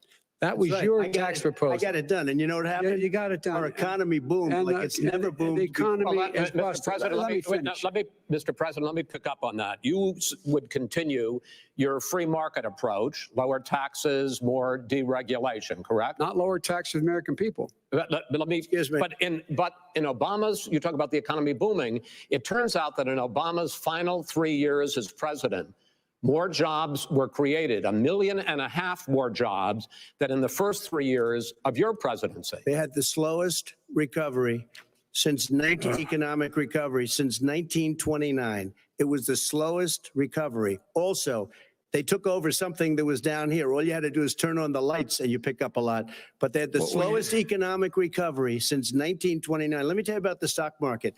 When the stock market goes up, that means jobs. It also means 401ks. If you got in, if you ever became president with your ideas, you want to terminate my taxes, I'll tell you what, you'll lose half of the companies that have poured in here will leave, and plenty of companies that are already here, they'll leave for other places. They will leave, and you will have a depression, the likes of which you've never seen. Look, we inherited the worst recession short of a depression in American history. I was asked to bring it back. We were able to have an economic recovery that created the jobs you're talking about. We handed him a booming economy. He blew it. It wasn't booming. He blew it. It wasn't booming. It was the weakest recovery since 1929. Is it fair to say he blew it when fact, there was record low unemployment before COVID? Yeah, but because what he did, even before COVID, manufacturing went in the hole. Nice job, Wallace. In the hole. Excuse Number me, one. Chris, wait. Number two. Chris, Number three. They said it would take. No, you were number two. No. Chris. They said it would This take a guy- miracle to bring back manufacturing. I brought back 700,000 jobs. They brought back nothing. They gave up on manufacturing. We Part did of not my agree. standard fare. I'm the guy that He brought totally back gave the up on automobile manufacturing. industry. All right, let him. We brought back, I was asked to bring back Chrysler and General Motors. We brought them back right here in the state of Ohio and Michigan. He blew it. They're gone. He blew it. And GM defaulted on their loan and screwed over all their friggin' Michigan had the best year they've ever had. Not taxpayers, all their owners. Came in from Germany, from Japan, went to Michigan, went to Ohio. Shareholders, that's the word I was They looking didn't for. come in with you. Mr. Vice President, go ahead. And so you take a look at what he's actually done. He's done very little. His trade deals are the same way. He talks about these great trade deals. You know, he talks about the art of the deal. China's perfected the art of the steal. We have a higher deficit with China now than we did before. We have the highest trade deficit China with ate Mexico. your lunch. Down 18%. China ate your lunch, Joe. And no wonder your son goes in and he takes out billions of dollars. Takes out billions of dollars to manage. He makes millions of dollars. And also, while we're at it, why is it, just out of curiosity, the mayor of Moscow's wife gave your son $3.5 million. What did he do to deserve it? What did he do with Burisma to deserve $183,000? None of that is true. Let him answer. None of that is true. Oh, really? He didn't But get no, $3.5 million? Mr. President, Totally- Mr. President, please. Totally discredited. Totally discredited. And by the way, Well, wait, he let's didn't talk- get $3.5 million, Joe? Mr. Vice, He got Mr. $3.5 million. President, That is not true. Oh, really? Mr. Oh. President, But, it's an open discussion, please. Now, It's a fact. Well, There's- it you is have not raised an issue. Let the been Vice totally President answer. discredited. Did There was a Burisma pay him report. $183,000 a month with no experience in energy? Mr. Look, President, my son did nothing wrong at Burisma. I think he and did. Mr. the only President, guy that let did him something- answer. He doesn't want to let me answer because he knows I have the truth. His position has been totally, thoroughly discredited. who? And The media? By everybody. Well, by the media, by our because they refuse to allies, talk by the about it World because they're Bank, embarrassed. by everyone has discredited. Matter of fact, even Mr. the President, people who please stop. testified under oth. So let me under ask you oath, this, Joe. under No, oath. go ahead, Mr. I'm listening to Even the you. people under. He got $3.5 million from testified- Moscow. He testified under oath in his administration, said, I did my job and I did it very well. Oh, I really? did it I'd like to know who honorably. they are. Well, I'll give you the list I'll of the fire people who them. testified. No, go ahead, sir. Sure, you've already fired most of them because they did a Some good because job. Some people don't do a Well, good here's job. the, With you, Go they ahead. say You we're get here's the, the wait a minute. You get the final word, Mr. well, it's hard to get any word in with this clown. Excuse me, this. Hey, this let me just person. say, Joe. No. I'm Mr. President. I'm $3.5 Mr. million, President. Joe. That is simply. Why did not he true. deserve $3.5 million It from did- Moscow? Look, here's the deal. We want to talk about families and ethics. I don't want to do that. I mean, his family we could talk about all night. His family's My already. family, No, let him go. my family already lost wrote a fortune by Go coming down ahead. and helping Go us ahead. with Go ahead, government. sir. And that's such a. they're right That's here. it, Mr. That's President. Every such a great. single one of them lost. This a is not fortune about by my coming and family or helping his us family. with It's government. about your family, They the didn't American pay people. $3.5 million. He doesn't- brought up That's Trump's not true. family. It doesn't want to talk about what you need. You, the American people. It's about you. That's what we're talking about. you here. should All right, that's Not the end about of the, here. that's the end of the Shouldn't segment. take We're, the money. we're moving on. He didn't take them. Well, Vice it's a President, no. Can I be honest? It's a very important Try to be question. honest. No, He stood up. No, He stood up. the answer to and the he question is no. threatened Ukraine No, sir. with $1 billion if you That get rid of is the Crips. You know what? You're absolutely not Stop. true. Tape doing it. You're going to Not have tape. True. gentlemen. Is- I hate to raise Chris, my voice, he's but on it seems tape. to be. Why should I be different than the two of you? So here's the Got a deal. good point. We have 6 segments. We have ended that segment. We're going to go to the next segment. In that segment, you each are going to have 2 uninterrupted moments. In those 2 uninterrupted minutes, Mr. President, you can say anything you want. I'm going to ask a question about race, but if you want to answer about something else, go ahead. But I think that the country would be better served if we allowed both people to speak with fewer interruptions. I'm appealing to you, sir, to do that. Well, and him too. Well, frankly, you've been doing more Well, interrupting that's than all he right, has. but he does plenty. Well, less than, sir, less there's than plenty. No, less than you have. Let's please continue on. The issue of race. Vice President Biden, you say that President Trump's response to the violence in Charlottesville 3 years ago, when he talked about very fine people on both sides, was what directly led you to launch this run for president. Oh, yeah, sure. President Trump, you have often said that you believe you have done more for Black Americans than any president, with the possible exception of Abraham Lincoln. My question for the two of you is, why should voters trust you rather than your opponent to deal with the race issues facing this country over the next 4 years? Vice President Biden, you go first. It's about equity and equality. It's about decency. It's about the Constitution. And we have never walked away from trying to require equity for everyone, equality for the whole of America. But we've never accomplished it. But we've never walked away from it like he has done.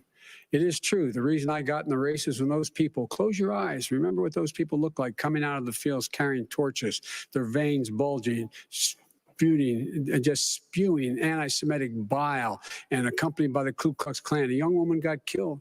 And they asked the president what he thought. He said there were very fine people on both sides. No president's ever said anything like that. It is who's now, second point I'd make to you is that when Floyd was killed, when Mr. Floyd was killed, there was a peaceful protest in front of the White House. What did he do? He came out of his bunker, had the military use tear gas on him so he could walk across to a church and hold up a Bible. And then what happened after that? The bishop of that very church said that it was a disgrace. The general who was with him said all he ever wants to do is divide people, not unite people at all. This is a president who has used everything as a dog whistle to try to generate racist hatred, racist division. This is a man who, in fact, you talk about helping African Americans. 1 in 1,000 African Americans has been killed because of the coronavirus. And if he doesn't do something quickly, by the end of the year, 1 in 500 will have been killed. 1 in 500 African Americans. This man is a savior of African Americans. This man cares at all. This man's done virtually nothing. Look, the fact is that you have to look at what he talks about. You have to look at what he did. And what he did has been disastrous for the African-American community. So, President Trump, you have 2 minutes. Why should Americans trust you over your opponent to deal with racism? He did a crime bill, 1994, where you call them super predators, African Americans, the super predators, and they've never forgotten it. They've never forgotten it, Joe. No, sir, it's his 2 minutes. So you did that, and they call you a super predator, and I'm letting people out of jail now that you have treated the African American population community, you have treated the Black community about as bad as anybody in this country. You did and that's why, if you look at the polls, I'm doing better than any Republican has done in a long time, because they saw what you did. You call them super predators, and you've called them worse than that, because you look back at your testimony over the years, you've called them a lot worse than that. As far as the church is concerned, and as far as the generals are concerned, we just got the support of 250 military leaders and generals, total support. Law enforcement, almost every law enforcement group in the United States. I have Florida, I have Texas, I have Ohio, I have Portland. The sheriff just came out today and he said, I support President Trump. I don't think you have any law enforcement. You can't even say the word law enforcement, because if you say those words, you're going to lose all of your radical left supporters. And why aren't you saying those words, Joe? Why don't you say the words law enforcement? Because you know what? If they called us in Portland, we would put out that fire in a half an hour, but they won't do it because they're run by radical left Democrats. If you look at Chicago, if you look at any place you want to look, Seattle, they heard we were coming in the following day and they put up their hands and we got back Seattle. Minneapolis, we got it back, Joe, because we believe in law and order, but you don't. The top 10 cities and just about the top 40 cities are run by Democrats and in many cases radical left. And they've got you wrapped around their finger, Joe, to a point where you don't want to say anything about law and order. And I'll tell you what, the people of this country want and demand law and order, and you're afraid to even say it. All right. I want to return to the question of race. Vice President Biden, after the grand jury in the Breonna Taylor case decided not to charge any of the police with homicide, you said it raises the question, quote, whether justice could be equally applied in America. Do you believe that there is a separate but unequal system of justice for blacks in this country? Yes, there is. There's systemic injustice in this country, in education and work and in law enforcement and the way in which it's enforced. But look, the vast majority of police officers are good, decent, honorable men and women. They risk their lives every day to take care of us. But there are some bad apples. And when they occur, when they find them, they have to be sorted out. They have to be held accountable. They have to be held accountable. And what I'm going to do as President of the United States is call together an entire group of people at the White House, well, everything from the civil rights groups to the police officers, the police chiefs, and we're going to work this out. We're going to work this out so we change the way in which we have more transparency in when these things happen. These cops aren't happy to see what happened to George Floyd. These cops aren't happy to see what happened to Breonna Taylor. Most don't like it. But we have to have a system where people are held accountable. And by the way, violence in response is never appropriate. Never appropriate. Peaceful protest is. Violence is never appropriate. All right, what is peaceful protest? When they run through the middle of the town and burn down your stores and kill people all over the place, that and you is say not peaceful peaceful. protest? No, it's not, but you say it is. President Trump, I'd like to continue with the issue of race. I promise we're going to get to the issue of law and order in a moment. This month, your administration directed federal agencies to end racial sensitivity training that addresses white privilege or critical race theory. Why did you decide to do that, to end racial sensitivity training? And do you believe that there is systemic racism in this country, sir? I ended it because it's racist. I ended it because a lot of people were complaining that they were asked to do things that were absolutely insane, that it was a radical revolution that was taking place in our military, in our schools, all over the place, and you know it, and so does everybody else. And he would know. What is radical totally about racial sensitivity training? If you were a certain person, you had no status in life. It was sort of a reversal. And if you look at the people, we were paying people hundreds of thousands of dollars to teach very bad ideas and frankly, very sick ideas. And really, they were teaching people to hate our country. And I'm not going to do that. I'm not going to allow that to happen. We have to go back to the core values of this country. They were teaching people that our country is a horrible place, it's a racist place, and they were teaching people to hate our country. And I'm not going to allow that to happen. Vice President Biden? Nobody's doing that. He's racist. You just don't. Here's the deal. I know a lot more about this than he does. Let him finish. The fact is that there is racial insensitivity. People have to be made aware of what other people feel like, what insults them, what is demeaning to them. It's important to people know they don't want to. Many people don't want to hurt other people's feelings, but it makes a big difference. It makes a gigantic difference in the way a child is able to grow up and have a sense of self-esteem. It's a little bit like how this guy and his friends look down on so many people. They look down their nose on people like Irish Catholics like me and grew up in Scranton. They look down on people who don't have money. They look down on people who are of a different faith. They look down on people who are a different color. In fact, we're all Americans. The only way we're going to bring this country together is bring everybody together. There's nothing we cannot do if we do it together. We can take this on and we can defeat racism in America. President Trump, sir. During the Obama-Biden administration, there was tremendous division. There was hatred. You look at Ferguson, you go to many places. Look at Oakland. Look what happened in Oakland. Look what happened in Baltimore. Look what happened. Frankly, it was more violent than what I'm even seeing now. But the reason is that the Democrats that run these cities don't want to talk like you about law and order. Violent you crime, still haven't mentioned. Are you in favor of law and order? I'm in favor of law. You follow. Are you in favor of law and order? Go ahead. You asked a question. Let him finish. Law and order.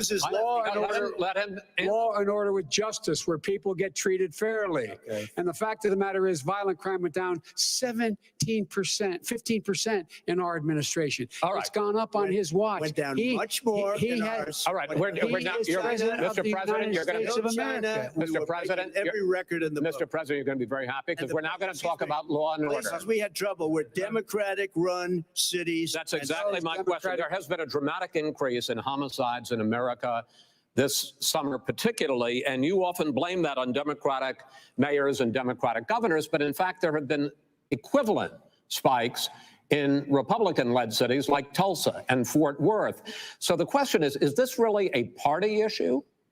I think it's a party issue. You can bring in a couple of examples, but if you look at Chicago, what's going on in Chicago, where 53 people were shot and 8 died shot.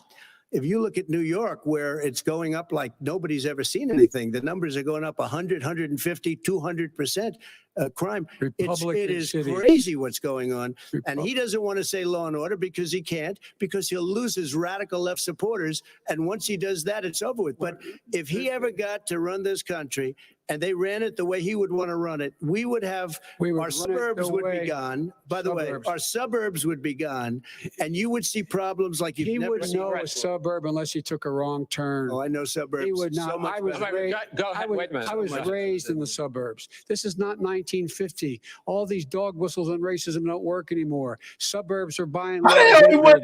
There's many people today driving their kids to soccer practice and or to black and white and Hispanic in the same car as there have been any time in the past. What really is a threat to the suburbs and their safety is his failure to deal with COVID. They're dying in the suburbs. His failure to deal with the environment. They're being flooded. They're being burned out because his refusal to do anything. That's why the suburbs are in trouble. I do want to talk about this issue of law and order, though. And in the joint recommendation that came from the Biden-Bernie Sanders task force, you talked about, quote, reimagining policing. Yeah. First of all, what does reimagining policing mean, and do you support? It means. Let me, if I might finish the question. What does reimagining policing mean, and do you support the Black Lives Matter call for community control of policing? Look, what I support is the police having the opportunity to deal with the problems they face. And I'm totally opposed to defunding the police offices. As a matter of fact, local police, the only one defunding, and his budget calls for a $400 million cut in local law enforcement assistance. They need more assistance. They need, when they show up for a 9/11 call, to have someone with them as a psychologist or psychiatrist to keep them from having to use force and be able to talk people down. We have to have. You just said a 9/11 call, where the officers get to know the people in the communities. That's when crime went down. It didn't go up, it went down. And so we have to be engaged. That's not what they're talking about, Chris. That's not what he's talking about, defunding the police. That is not true. He doesn't have any law support. Look, he has no law enforcement That's not support. true. Almost that's nothing. Look. Oh, really? Who do you have? Name one group that supports you. Name one group that came out and supported you. Go ahead. Look, think. We have time. We don't have time to do anything. Think about it.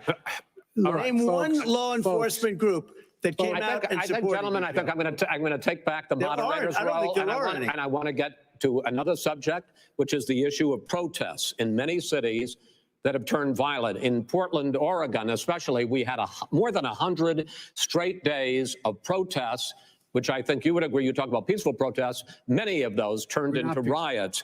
Mr. Vice President, you say that people who commit crimes should be held accountable. The question I have, though, is, as the Democratic nominee, and earlier tonight you said that you are the Democratic Party right now, have you ever called the Democratic mayor of Portland or the Democratic governor of Oregon and said, hey, you got to stop this, bring in the National Guard, do whatever it takes, but you stop the days and months of violence in Portland? I don't hold public office now. I am a former vice president. I've made it clear. I've made it clear in my public statements that the violence should be prosecuted. It should be prosecuted, and anyone who commits it. But you've never called for the people, the leader. Excuse me, sir. You had never called for the leaders in Portland and in Oregon to bring in the National Guard and knock off 100 days of riots. They can, in fact, take care of it if he just stay out of the way. Look here. Oh, really? Really? Here's the thing. I sent in the U.S. Marshals to get the killer of a young man in the middle of the street, and they shot him. And for 3 days, President Trump Portland wouldn't do anything. I had to send in the U.S. Marshals. They took care of business. Go ahead, sir. And by the way, you know, his own former spokesperson said, you know, riots and chaos and violence help his cause. That's what this is all about. I don't know who said that. I do. Who? I think Kellyanne Conway. I don't think she said that. She said that. And so here's the, but here's the point. The point is that that's what he keeps trying to rile everything up. He doesn't want to calm things down. Instead of going in and talking to people and saying, let's get everybody together, figure out how to deal with this. What's he do? He just pours gasoline in the fire constantly, and every single solitary time. And to end this, button up this segment, I'm going to give you a minute to answer, sir. You have repeatedly criticized. I have to answer his statement. You have His repeatedly. statement. Wait, you have just one no. second. You've been talking. You back made and a forth. statement. I'm asking you. I would love to end it. Sir. I would love to end it. You know, if you want to switch seats. We could very quickly. We could do that, but I'd send in the National Guard, it would be over. There'd be no problem. Okay. But they don't want to accept the National Guard. You have repeatedly criticized the vice president for not specifically calling out Antifa and other left-wing extremist groups. But are you willing tonight to condemn white supremacists and militia groups and to say that they need to stand down and not add to the violence in a number of these cities, as we saw in Kenosha and as we've seen in Portland? Sure, are you I'm prepared willing to do specifically that, do it? I would say almost everything I see is from the left wing, not from the right wing. So what are you saying? I'm willing to do anything. I want to see peace. Then do it, sir. Say it. Do it. Say it. Do you want to call him? What do you want to call him? Give me a name. Give me a white name. Supremacists and white like me to condemn? White supremacists and right Proud Boys. Stand back and stand by. But I'll tell you what. Somebody's got to do something about Antifa and the left, because this is not a right-wing problem. This is a left-wing. Director This is a left-wing problem. White supremacist. Antifa's an idea, not an organization. Oh, you got it. Not militia. That's what his FBI. His FBI director said. Well, then you know what? No, we're done, sir. We're moving on to the next. We're moving on. That's not an idea. Everybody in your administration tells you the truth has a bad idea. Can I tell you what? You have no ideas. Antifa is a dangerous, all right, radical gentlemen, group. We're now moving on to the Trump and Biden records. They'll overthrow you. When a president, I'm going to ask a question. When the president seeks a second term, it is generally a referendum on his record. But Vice President Biden, you like to quote one of your dad's sayings, which is, don't compare me to the almighty, compare me to the alternative. And in this case, sir, you are the alternative. Looking at both of your records, I'm going to ask each of you, why should voters elect you president over your opponent? In this segment, President Trump, you go first, 2 minutes. Because there has never been an administration or president who has done more than I've done in a period of 3.5 years. And that's despite the impeachment hoax. And you saw what happened today with Hillary Clinton, where it was a whole big con job.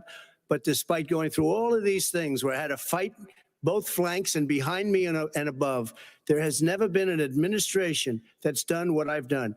The greatest, before COVID came in, the greatest economy in history, lowest unemployment numbers. Everything was good. Everything was going. And by the way, there was unity going to happen. People were calling me for the first time in years. They were calling and they were saying, it's time maybe. And then what happened? We got hit, but now we're building it back up again.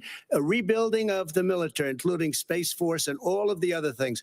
A fixing of the VA, which was a mess under him. 308,000 people died because they didn't have proper health care. It was a mess.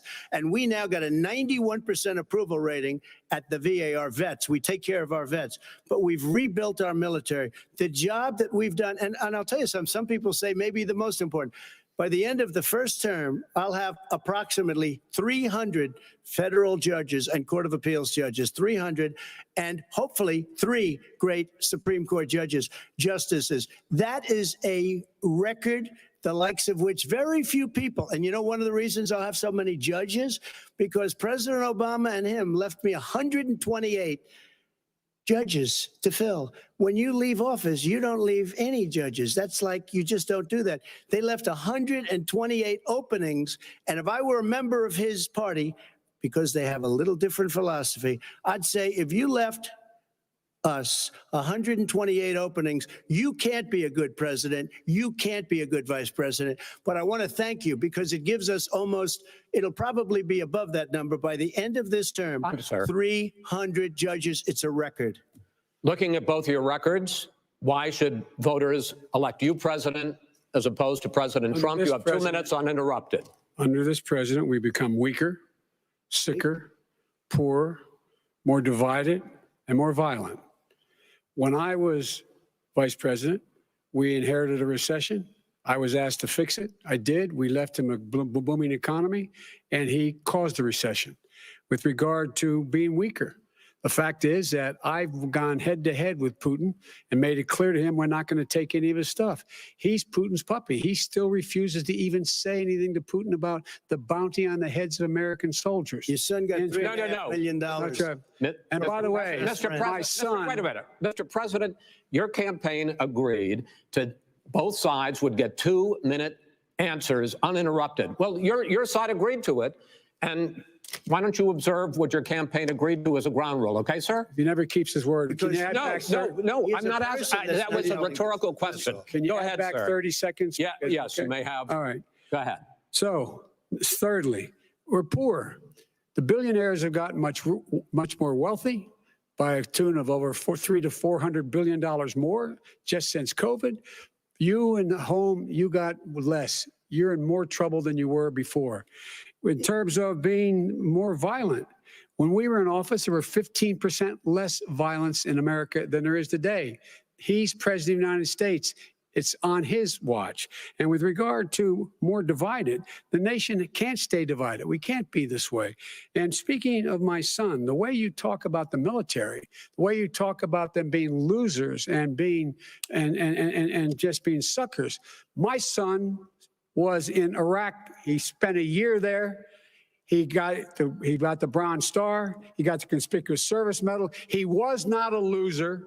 He was a patriot, and the people left behind there were heroes. Really? And I resent. Are you talking about Hunter? Are you talking about Hunter? I'm talking about my son, Bo Biden. You're talking about. I don't know Bo. I know Hunter. Yeah, Hunter got thrown out of the military.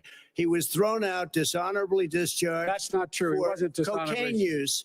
And he didn't have a job until you became vice president. Once you became vice president, he made a fortune in Ukraine, in China, in Moscow, and various other places. True. He made a fortune. My son. And he didn't have a job. My son, like a lot of people we know at home, had a drug problem. He's overtaken it. He's fixed it. He's worked on it, and I'm proud of him. But why was he given tens of millions of dollars? But he wasn't given tens of millions of dollars. That is totally discredited. We've already been totally discredited. We've already been through this. I think the American people would rather hear about more substantial subjects. Well, you know, as the moderator, sir, I'm going to make a judgment call here. $3.5 million from the As a moderator, That's not true. That report is totally discredited. Mitt Romney on that committee said it wasn't worth taxpayers' money. That report, it was written for political reasons. You know, I'd like to talk about climate change. So would I. Okay. The forest fires in the West are raging now. They have burned millions of acres. They have displaced hundreds of thousands of people. When state officials there blame the fires on climate change, Mr. President, you said, I don't think the science knows. Over your 4 years, you have pulled the U.S. out of the Paris Climate Accord. You have rolled back a number of Obama environmental records. What do you believe about the science of climate change, and what will you do in the next 4 years to confront it? I want crystal clean water and air. I want beautiful, clean air. We have now the lowest carbon. If you look at our numbers right now, we are doing phenomenally. But I haven't destroyed our businesses. Our businesses aren't put out of commission. If you look at the Paris Accord, it was a disaster from our standpoint. And people are actually very happy about what's going on because our businesses are doing well. As far as the fires are concerned, you need forest management in addition to everything else. The forest floors are loaded up with trees, dead trees that are years old, and they're like tinder, and leaves and everything else. You drop a cigarette in there, the whole forest burns down. You've got to have forest management. What do you believe about the science of climate change, sir? I believe that we have to do everything we can to have immaculate air, immaculate water, and do whatever else we can that's good. You know, we're planting 1 billion trees, the Billion Tree Project, and it's very exciting. Do you believe that human pollution, greenhouse gas emissions contributes to the global warming of this planet? I think a lot of things do, but I think to an extent, yes. But I also think we have to do better management of our forests. Every year, I get the call, California's burning. California's burning. if that was cleaned, if you had forest management, good forest management, you wouldn't be getting those calls. You know, in Europe, they have forest cities. They're called forest cities. They maintain their forests. They manage their forests. I was with the head of a major country. It's a forest city. He said, sir, we have trees that are far more, they ignite much easier than California. There shouldn't be that problem. I spoke with the governor about it. I'm getting along very well with the governor. But I said, you know, at some point, you can't every year have hundreds of thousands of acres of land just burned to the ground. But, sir, that's burning down because of a lack of management. Sir, if you believe in the science of climate change, why have you rolled back the Obama Clean Power Plan, which limited carbon emissions in power plants? Why have you relaxed? Because it was driving energy prices through the sky. Why have you relaxed fuel economy standards that are going to create more pollution from cars? Well, not trucks? really, because what's happening is the car is much less expensive and it's a much safer car. And you're talking about a tiny difference. And then what would happen, because of the cost of the car, you would have at least double and triple the number of cars purchased. We have the old slugs out there that are 10, 12 years old. If you did that, the car would be safer. It would be much cheaper by $3,500. In the case of California, they've simply ignored. No, but you would take a lot of cars off the market because people would be able to afford a car. Now, and by the way, we're going to see how that turns out. But a lot of people agree with me, many people. The car has gotten so expensive because they have computers all over the place for an extra little bit of gasoline. And and I'm okay with electric cars too. I think I'm all for electric cars. I've given big incentives for electric cars.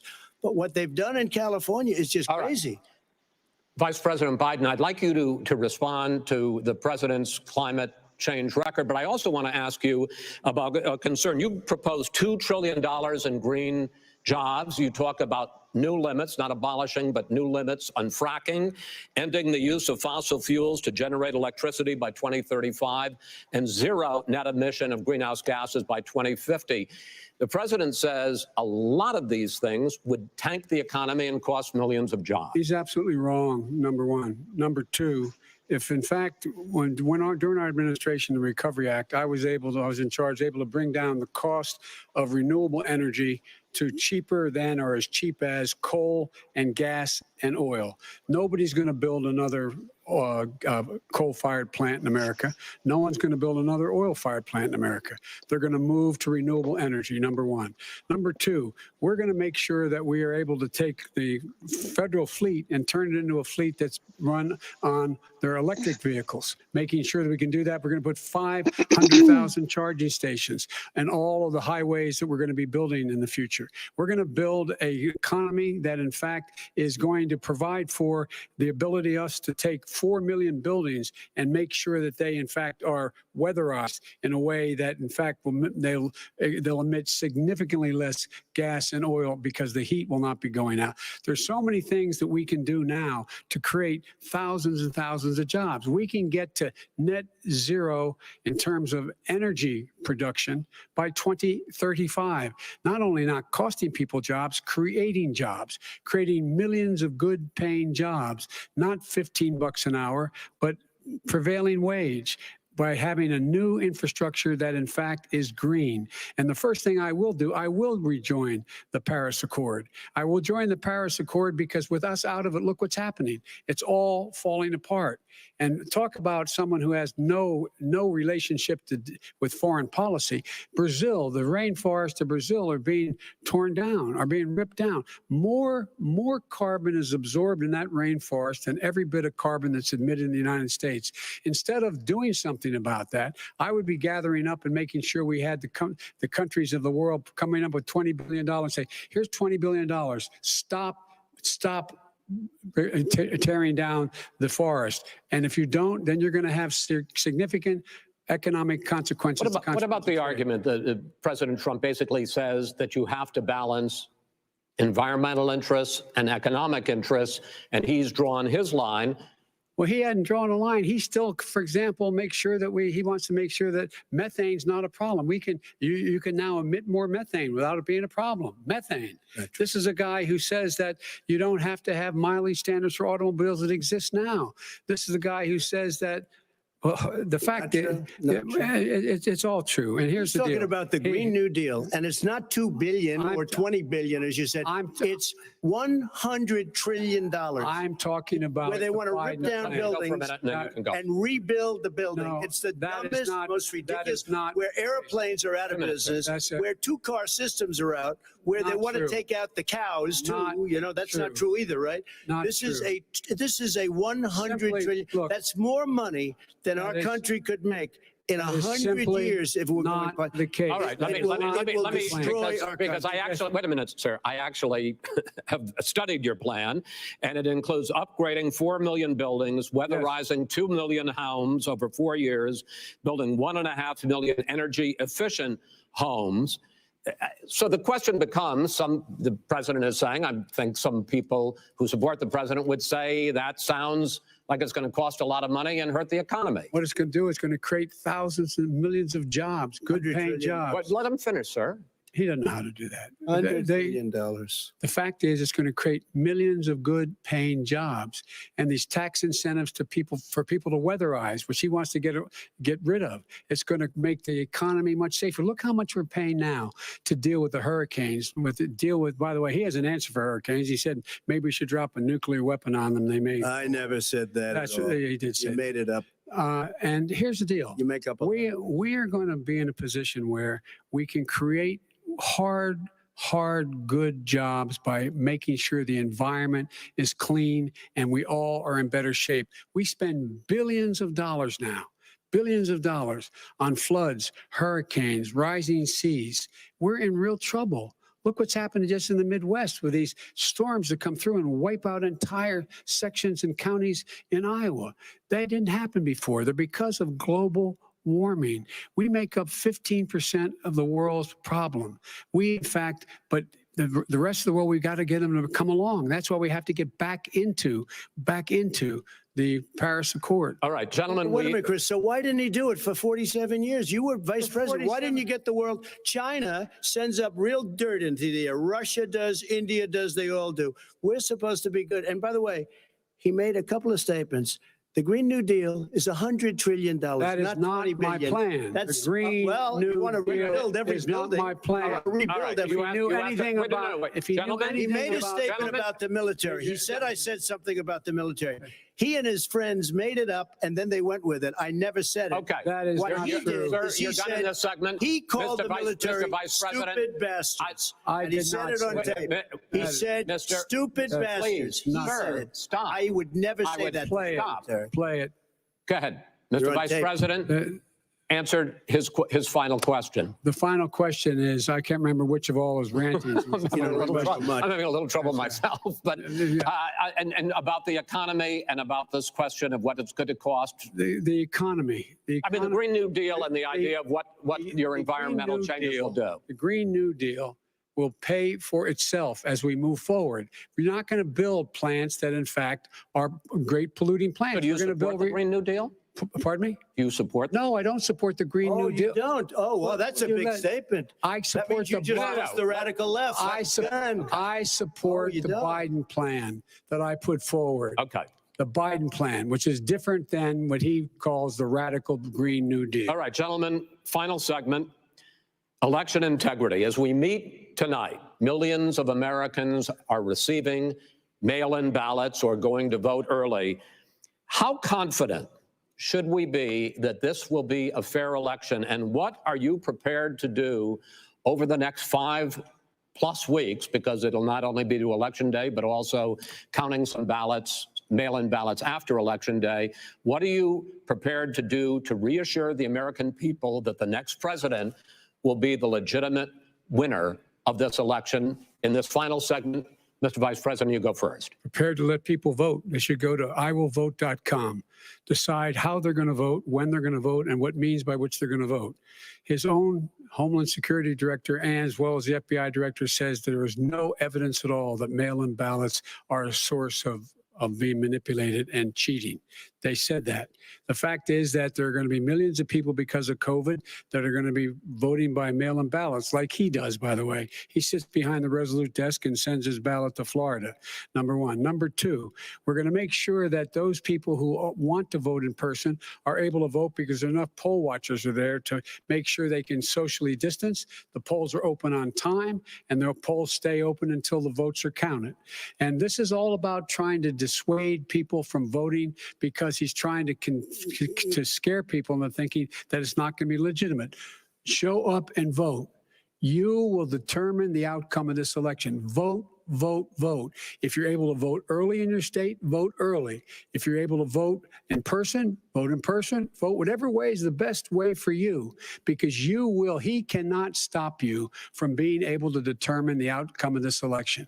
And in terms of whether or not when the votes are counted, and they're all counted, that will be accepted. If I win, that will be accepted. If I lose, that'll be accepted. But by the way, if in fact he says he's not sure what he's going to accept, well, let me tell you something. It doesn't matter, because if we get the votes, it's going to be all over. He's going to go. He can't stay in power. It won't happen.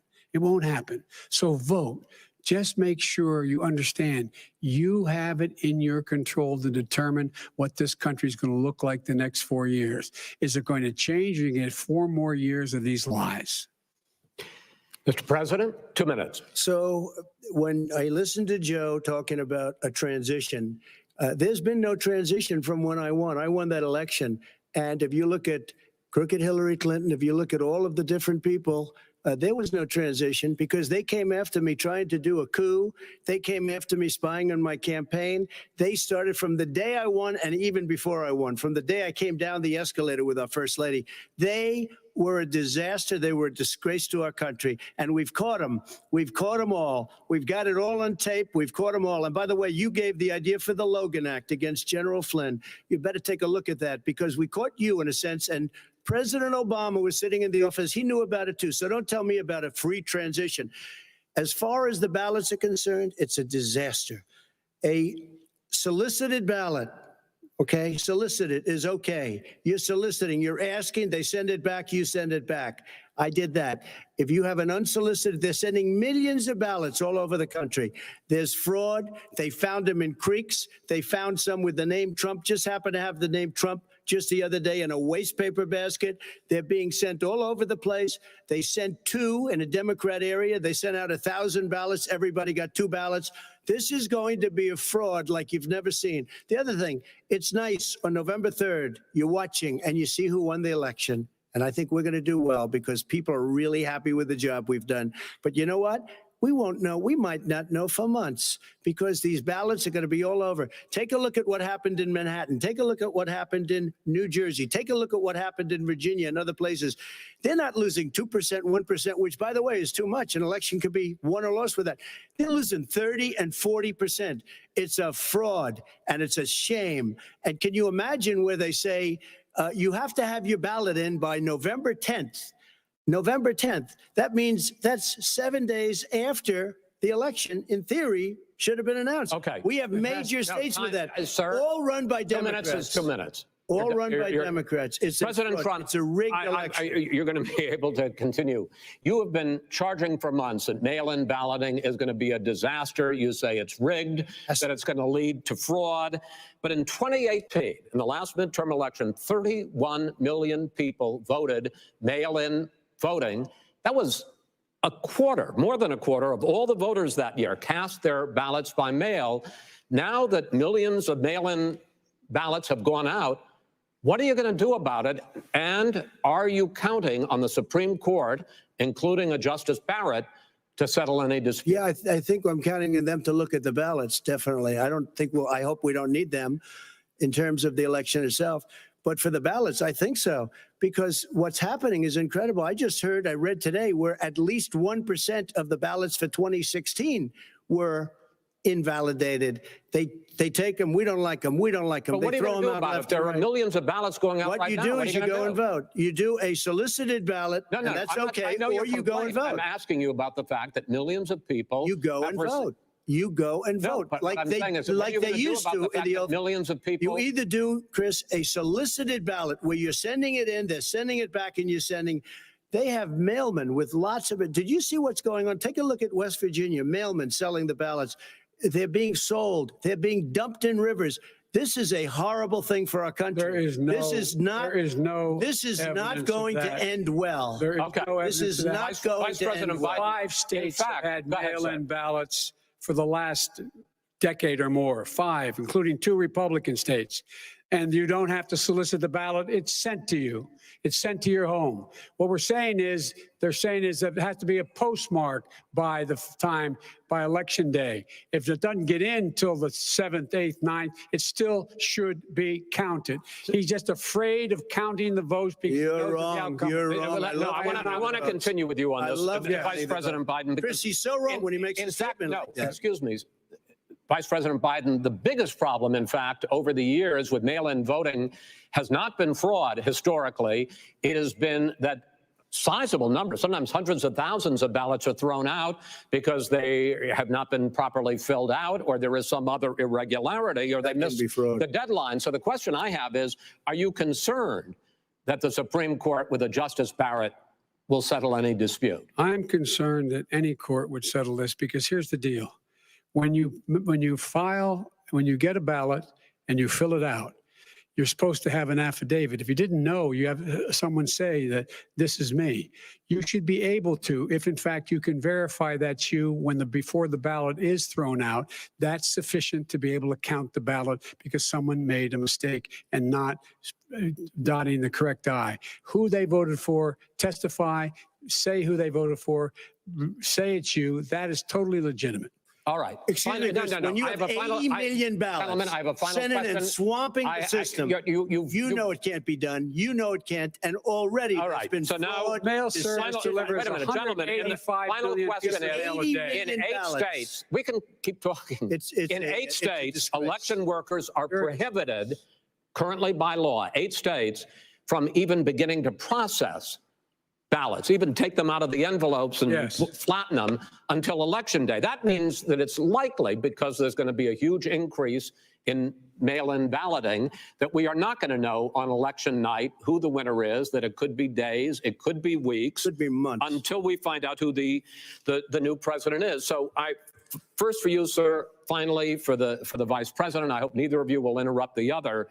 Will you urge your supporters to stay calm during this extended period, not to engage in any civil unrest? And will you pledge tonight that you will not declare victory until the election has been independently certified?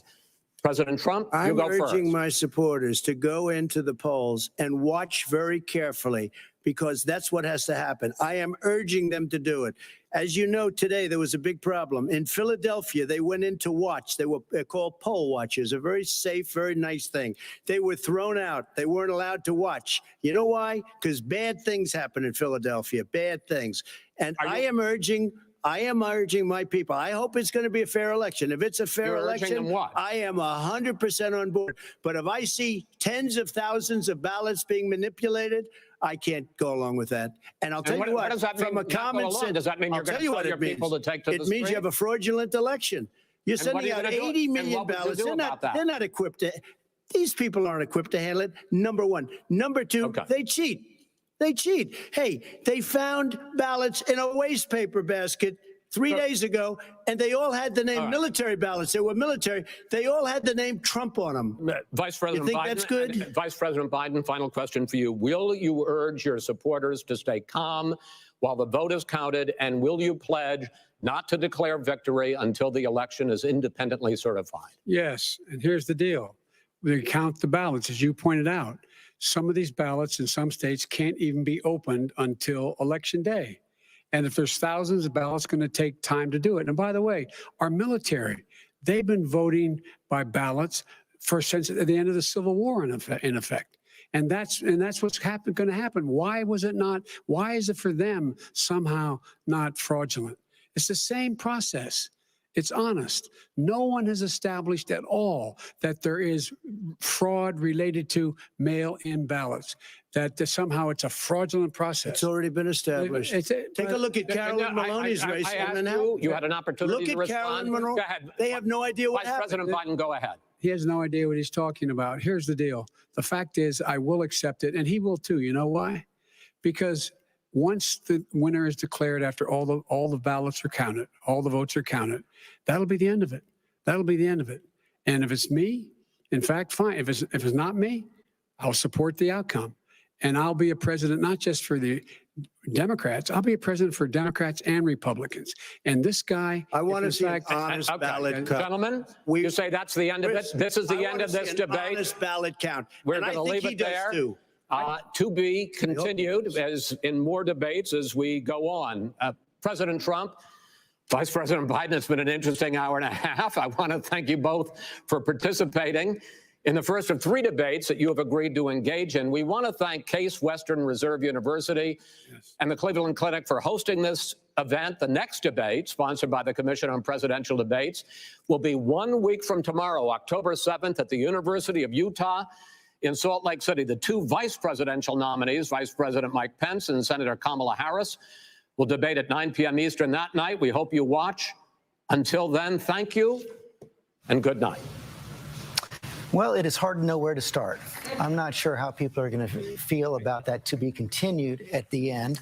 And people have to make their own judgments about how the candidates handled themselves tonight, who made the better case, who offered plans for the future, who told the truth, and who deserves to be president. Those are all judgments that are going to be made over the next several days and weeks. But I have to speak personally here as somebody who's watched presidential debates for 40 years, as somebody who's moderated presidential debates, as someone who's prepared candidates for presidential debates, as someone who's covered presidential debates. That was the worst presidential debate I have ever seen in my life. A lot more heat. Well, that was fun. Oh my God. Well, I saw Cash on Instagram getting kind of mad at the same thing I did. I personally don't think Trump did great. Biden did as expected, mediocre at best, but I feel like there is an element of he should have let Biden dig his own grave, and he didn't do it. So, yeah, that was the worst debate I've ever seen, but the most entertaining all at the same time. I agree. I'm gonna go ahead and I don't even want to see what everybody has to say about that one. Except for maybe Rush Limbaugh. I'll listen to him tomorrow.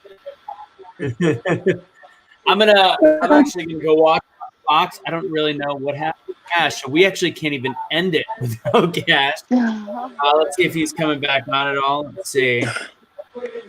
We could all just leave. Well, yeah, what's funny is then it just runs.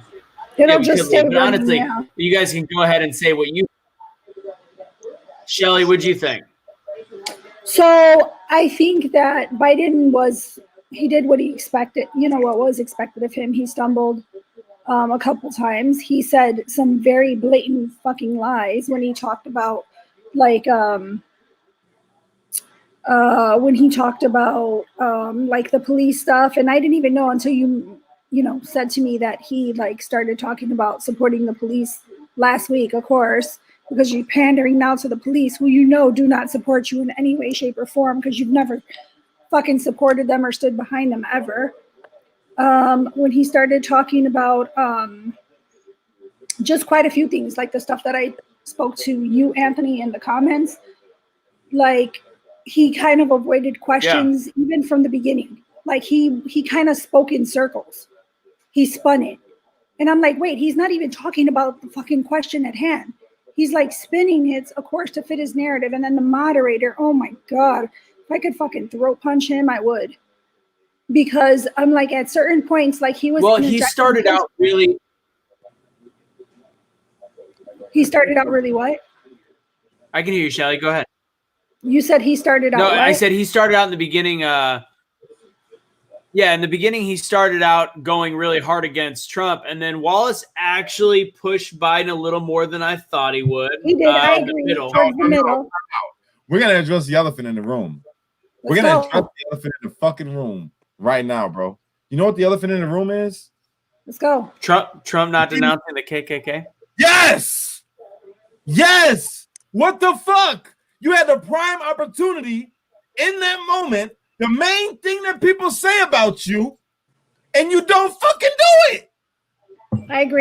Yeah, I don't get it.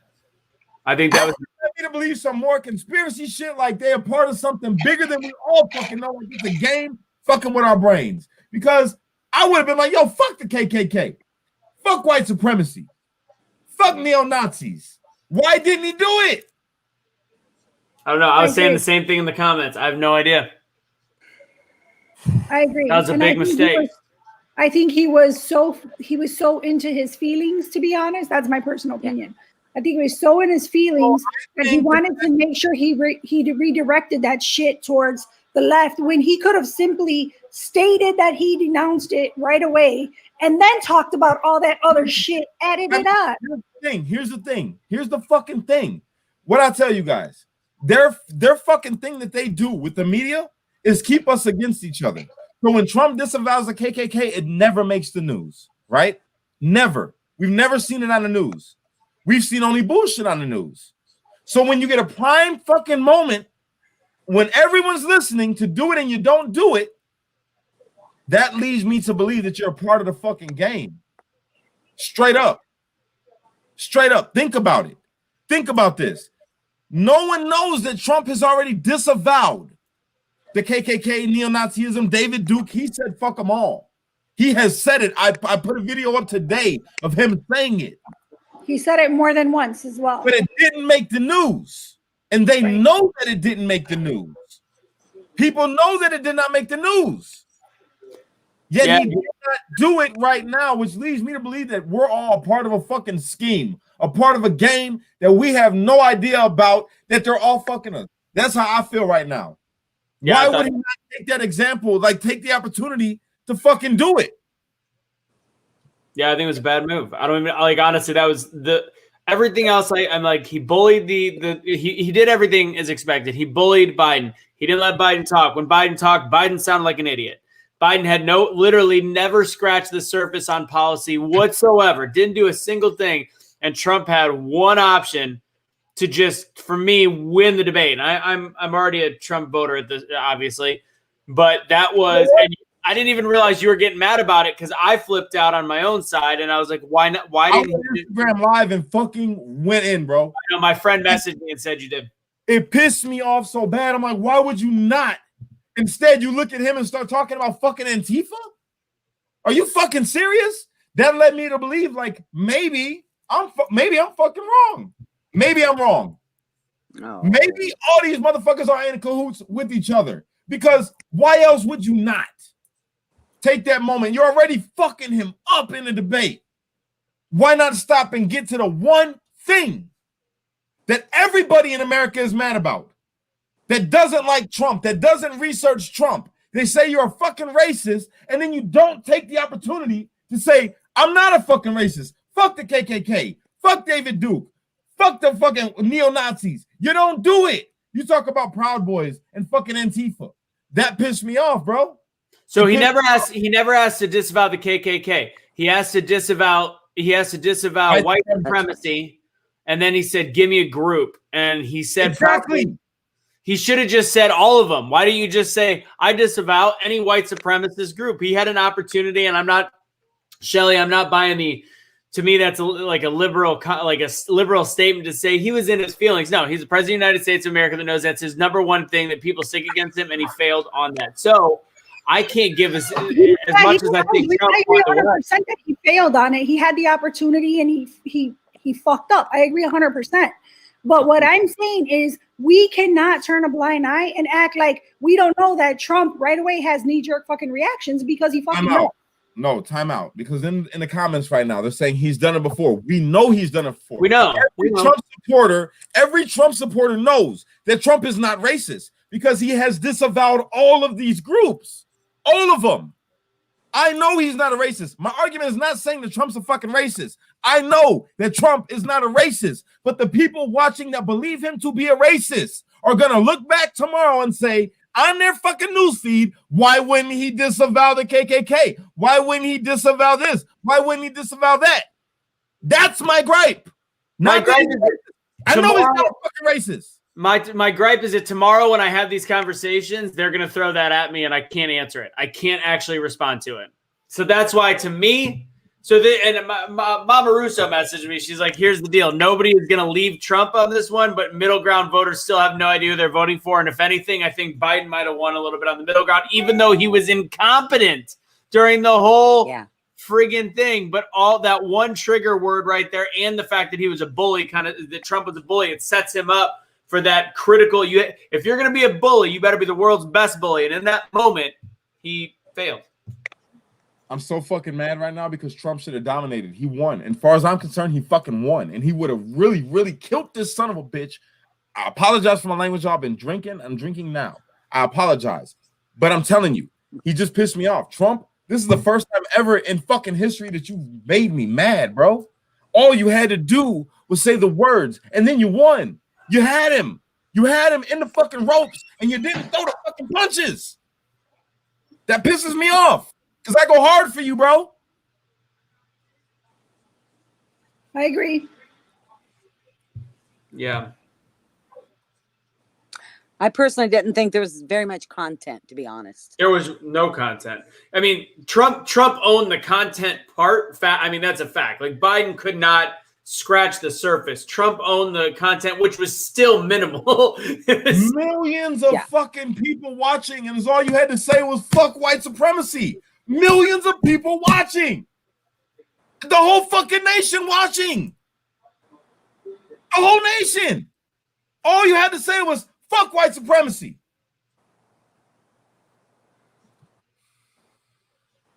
I agree. Curious how this is going to get spun. You know how. That's why I'm so fucking mad right now. Because we know how it's going to get spun. What were you saying, Shirley? Rush isn't too sick to talk.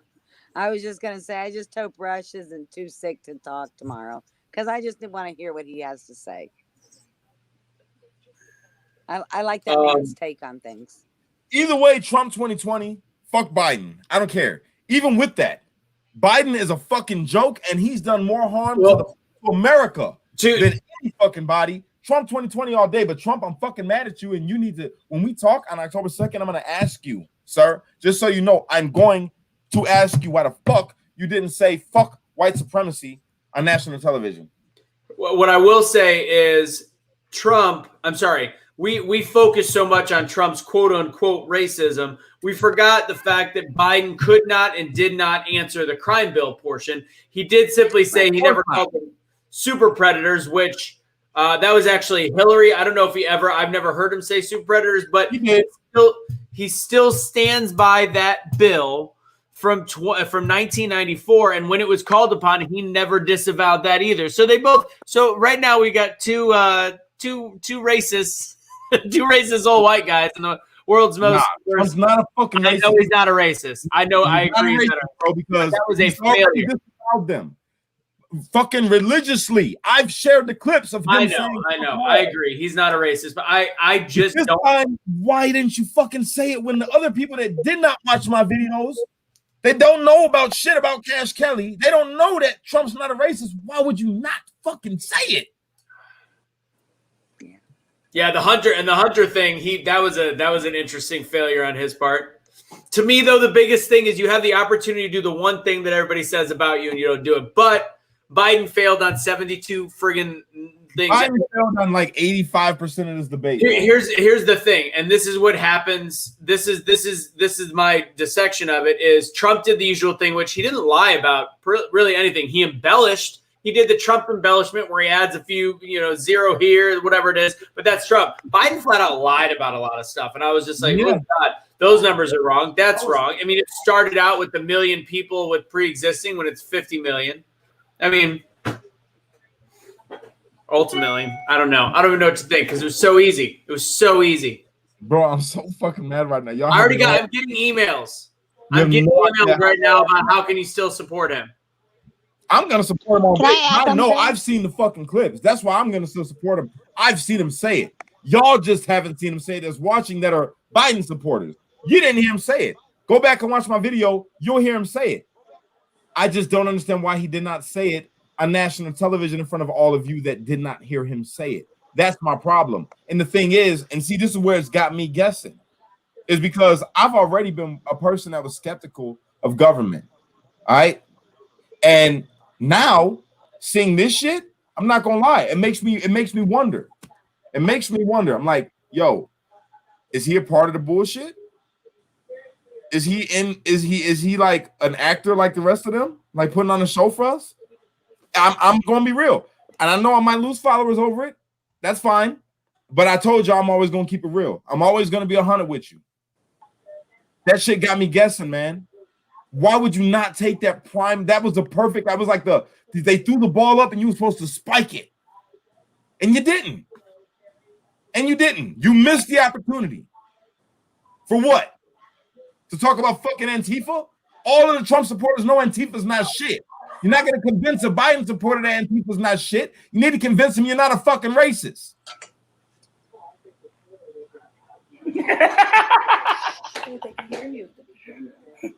I'm laughing at what Ricky said. Can I add something? Go for KK, what's up? Hello. Okay, so well, number one, I agree with Cash, and I think that was extremely disappointing. Number two, obviously I support Trump, which probably will get me in trouble, but I feel like after watching that, it's kind of like Joe Biden said some things. He spoke okay. Like it was like, you know, what he said was, it sounded okay and it sounded good, but it was like, you're lying though, you know, like the whole time it was like, I just know you're lying. So I feel like it's hard to like, because I like to try to see both sides of everything and just, you know, like have the best I don't know, like interpretation of people and not try to like jump to any conclusion just based on like the media and things like that. But it didn't sound sincere. And then also, in addition to that, the biggest thing for me, like when it's like, why do you support Biden, to people who support Biden, like Biden, even if you did support him, like he's not going to be the president though, like Kamala is. So like, why are you voting for him? Look, Why? KK, I hear you, right? But It Gianna makes me Griffin, so mad. Trump didn't need to prove it. Sister, to Trump supporters, he did not need to prove a goddamn thing because we already know. No, he needed to prove it to the other side, and he needed didn't. to prove it to the other side. That's the point that I'm trying to make. I know Trump's not a racist. I'm going to be wearing my fucking Keep America Great hat tomorrow. I know. They don't know. That's the point I'm trying to make. So, Gianna, I hear you. I hear you. He don't need to prove it to us. I get it. I get it. That shit was a missed opportunity, and it is infuriating to me. I'm with you. My spaghetti was really good, though, if anybody's wondering. Still Trump 2020.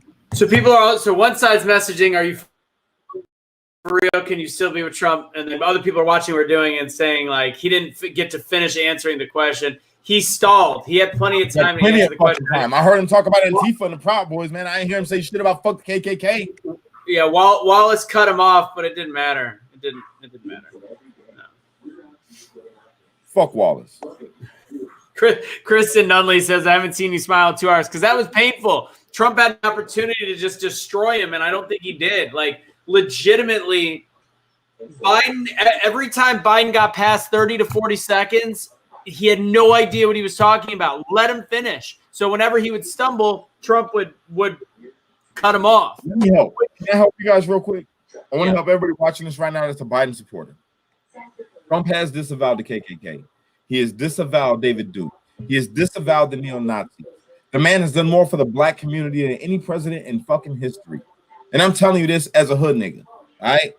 He has done more for the black community, prison reform, opportunity zones. He plans on doing the Platinum Plan, which is giving 3 million jobs to minorities, African Americans, good jobs. Also, he plans on putting 500,000 new black-owned businesses and putting $500 billion into black-owned businesses. The man's not a racist. I know he's not a racist.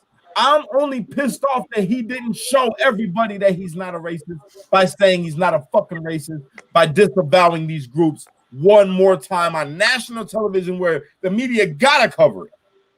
There's no going around it. This was a debate. The whole world watching. That's why I'm fucking mad. Not because I think Trump's a racist. Still Trump 20 all day. The brother is cold. He's a good fucking president. This is just a missed opportunity that's got me mad. That's all. Yeah, I mean, he said Proud Boys. Somebody said, he said the Proud Boys, but like he could have just could have been a blanket statement, and he could have included Antifa. He could have said, I disavow all of the hate groups. I disavow white supremacist hate groups. I disavow, but he just missed. So if he's mad, bro, I'm so mad. I've never been mad over a fucking presidential debate. I've never been disengaged with a presidential debate ever, and I'm so mad. I'm literally mad. I feel like my girlfriend lied to me. That's how I feel right now. That's how I feel right now, bro. I'm so fucking mad. I can't even contain myself, and I'm acting out of character. And I apologize in advance because you'll be watching this tomorrow, and I'll be talking differently. And you'll be like, "Cash, what happened? Who was that?" This is that Cash. I apologize. This is that Cash. But still, Anthony, you better take his computer for the night if you can, or tell us. Way too far away from that. Eric will have to work off some of that frustration. You got damn right. You said "got," not God. I don't use God's name in vain. Just so everybody knows. Yeah, I honestly, I don't know even to think about. Like it was disappointing. It was. I mean, there really wasn't a lot of plans laid out. There wasn't a lot of. Oh man, there just wasn't. There was no substance, and there could have been more. No and I've smoked 14 cigarettes today. So you made it to the pack. I've made it past half a pack. Yes, but I didn't go through the whole pack. Proof. I was like, my husband made me this drink. It's like one of those huge ass cups you get at the ballpark. Oh, look, Anthony, it's a Cubs cup. Look at that. Oh yeah, that's the perfect cup for the debate because everybody's a loser tonight. I'm not a loser. My president's still gonna win. My president's still gonna win. I went through 2 of these fucking things. This is like huge. It's bigger than my head. Watching that shit.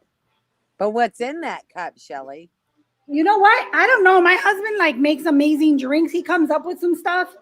It was like some Malibu, I think, and some guava juice. It's called the Bill Cosby Special. Night night. It might be the Bill Cosby Special. I don't know. But I went through 2 of those. Literally, this one is empty now. I'm like, I didn't even listen for the words we were supposed to be listening to. And I was like, shit, I need a damn drink. Well, mine's gone too. And then listening to Biden on some of his trying to distract. I'm like, you're not even answering the fucking question. When they were talking about the economy and what's your plan going forward, he like totally like went around the block. Yeah, I mean, well, there I'll was just no say answer. this. I'm a note taker. You know, I've sat in a lot of classrooms over my lifetime. And I sat here and I was going to try and take notes. I couldn't. It's just scribbles. And then I just resorted to doodling. I was in the comments with Anthony. I was like, ah. Either way it goes, Biden fucking blew it, bro. He looked ridiculous. He made himself look ridiculous. He sucked tonight. Biden sucked. He was a joke tonight, right? But Trump is fighting against himself. Yes.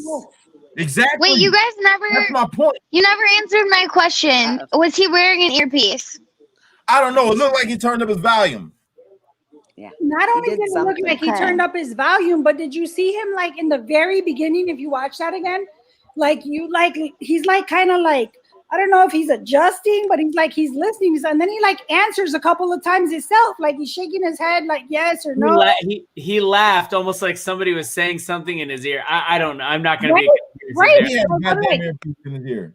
But it didn't help him. It didn't help him. That's the thing. It didn't matter. But yeah, he's fighting against himself because here's what's going to happen. If Kamala kills it against Pence in their one debate and everybody goes, well, Biden sucks. Trump's being an asshole and he failed at answering that white supremacy question. Trump's not being an asshole. He sucked on one question. Everything else, he fucking rocked it, bro. He was being an asshole all night. He could have. And here's the thing: if you're gonna be an asshole, you need to be a perfect asshole. And that sounds really I feel bad. like he was.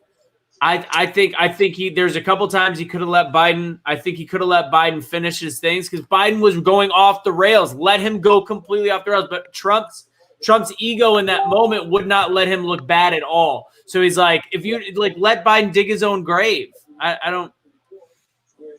I agree. Just there was. I mean, shit, man. Yeah, I don't know. And then I'm like, when they started talking about like the Put that big screen. Yoster. What does it say? Love you, Yoster. Let me see what Yoster said, but really quick, put me big screen real quick, Cash. Hold on. The next presidential debate monitor. I said 2 minutes, motherfucker. No, I'll be like, I said 2 minutes, motherfucker. That's way better. That's way better. Good job, Kirby. Thanks for sending me that. But the moderator was a fucking, oh my God, he drove me fucking nuts several times too. Like then he'd say, oh, well, answer his question, or he'll let Biden answer the question, but then when Trump was trying to answer the question, he wouldn't give him that same opportunity. I agree with Stacey. Trump's passion is disgusting. Kind of like Cash sometimes. That are already kind of like Cash sometimes. My messenger is getting blown up. I know people are like Cash. Yo, moderators are just like fucking prima donnas, in my opinion. You guys hear my husband? He's like, I don't even know why they have fucking moderators. They're just fucking prima donnas, in my opinion. They're gonna have to treat that shit like our last Truth Will Set You Free when we had that debate and actually have a damn mute button. Let me mute those motherfuckers. Let me get on the mute. Damn, I can't believe why the fuck would he not fucking say it, bro? Why? What did Yoster? I can't find Yoster's comment. What did You know why he didn't say it? Because Trump is Trump. Trump goes for the kill all the time, and he thought that, in my opinion, that the Antifa comment was way more important for him to get across. Which I think that's what he did. I don't think it was smart. It wasn't smart. I'm not saying that it was. I'm just saying that that's Trump. Trump did a Trump. Oh yeah, I forgot when Biden called him a clown. That was funny. Connie Richter said, "I'm afraid there will be no other debate." And honestly, I thought that same thing. I was like, "There's no way Biden's going to agree to like he's got to pull from the debate." I don't know. Sherry. What's that? Sherry. The only one that supports Biden and Harris is Antifa. You go to Google and type in www.antifa.com. And it will show. No, you can't say that no more, Russo. I got support. I got shit that supports something different. I know what you're gonna say about it being somebody else that did that Master Hacker. It was a Biden supporter that did it, but it's got nothing to do with Biden. If you go to Antifa.com, like anybody can buy it. It's not like Biden can't. I don't know. I feel like Biden has been bought by Soros, just like Kamala Harris has been bought by Soros. I think the whole Democratic Party, I think, has been bought by them because they're all radical progressives. But that's got nothing. I don't think that Antifa. I think that in terms of smoke and mirror, smoke. Where there's smoke, there's fire. Where there's smoke on that one, there's just smoke. I don't know. There's so many bigger arguments and issues that it's not really worth it. I just think that Biden just continue with very blatant lies, and he feels that he can continue with the blatant lies because he's not gonna get no heat. Fucking Wallace. He's not gonna get any heat from the media. I loved in the beginning when Wallace said when Trump goes, "Oh, I didn't know I was also debating the moderator as well." That was where I was like, "Oh, we're getting into it now. This is good." It was going well. It was going so well in the beginning. I like what Aaron Smalls put up on Facebook. Politics causes me anxiety. Yeah, him and I were texting. Bro, you see me right now? Have you all ever seen me like this? Ever? Yes. Me and Anthony were talking. We're like, Cash is having a fight with somebody. I thought you were fighting because you were looking at where Erica was. I'm like, I don't even want to know what's going on over there. Instagram Live, mad as fuck that Trump missed the opportunity. That's what I'm talking about. I was going, look it. I got my little circle light right here. I had it sitting on my bed right here with my phone in there on Instagram Live. And I was so fucking mad that I started going off, bro. I started losing it over here. I'm so glad I was on mute because I said some shit that was ungodly. I'm telling you, I was fucking mad. We could tell. Oh yeah, and then my friend messaged me that I didn't. The friend that told me to watch your first video, Caroline. She goes, turn it over. She goes, Cash is hot right now. I'm like, I thought she was watching this. I'm like, yeah, I don't know who he's yelling at. And she's like, oh, he's yelling at some wrestler on Instagram Live. I'm like, oh. No, I wasn't yelling at the wrestler. He's a former pro wrestler that he's cool. And we were talking about it. And I'm like, why the fuck would he miss the fucking opportunity? I was going off, bro. I was losing my shit. I was very mad. That's why I jumped off here. I was fucking mad. I was insanely pissed off, bro. I'm like, wow, how would you miss that? How? I had to leave and I had to like recoup. I had to pee. I did that, and still mad. Still mad. Neither of them took the opportunity to talk about BLM when the question came up. They could have talked. Trump could have brought up the whole like, where's all the money going? Like, talked about the fact like there was so much missed in that debate. Well, the thing about it is that come on, an hour and a half is not enough time. 2 minutes on each topic. Honestly, it's just not enough time to get the full message across. And he got cut off several times. You're gonna get a little snippet of what you've accomplished or what you want to accomplish. So really, honestly, a minute and a half, 2 minutes, it's just not enough time for each individual question. Yeah, I mean, I get it. It's just bad. I think they both missed the mark. Like, I think Trump missed the mark when Trump dominated. No, I'm not saying that he did not dominate. Yeah, I agree with you. I think that he got the most like sensible shit out there. But what I'm saying, when they talked about KKK, he missed the mark, period. When they asked Biden about BLM, like about supporting like these like riots and protests, he missed the mark. He started talking about fucking he wouldn't answer the question about the packing the courts. He refused. He says, I'm not going to answer that question. I said, well, why won't you answer that question? Because they want to play that back and forth game. You add a justice, we're going to add two. We're gonna change the rules and the Constitution, because they actually have to change the Constitution for that. I got faith that in these next coming debates that Trump is going to fuck this dude up, and I really hope to God they bring up the KKK thing again. I really do, and I hope that I'm talking to Trump on October 2nd, everybody. On October 2nd, he's going to be talking to us via Zoom, right? I'll have a chance to speak with him, and I'm going to tell him, bro, just make a video. Just make a fucking video on Twitter just so you can kill this shit already. Because that's the only thing they have. That's literally the only thing they have. That's it. Otherwise, you're the perfect president. People think you're racist. That's the only fucking thing that's stopping everybody from supporting Trump. Okay, that's one thing he didn't say, but let's look at what Biden did say. True that. He said he's not supporting the Green New Deal. Yeah, that was big when he said that, because That's huge. That was also the first time he said to add moderator, like Melissa said right now. Let me put it back up. Yeah, she said, I agree kind of with Shelly. He was in his feelings. We need a new moderator. We definitely need a new fucking moderator. That moderator is a fucking troll, bro. Trump always he's always been a troll. That was also the first time that Biden ever said they should add funding to police. That was kind of a weird statement, because that's the opposite of what he's talked about. And then he's blamed Trump for taking $400 million away from police someplace. I don't know what he was talking about. I don't know. That was another lie. Yep.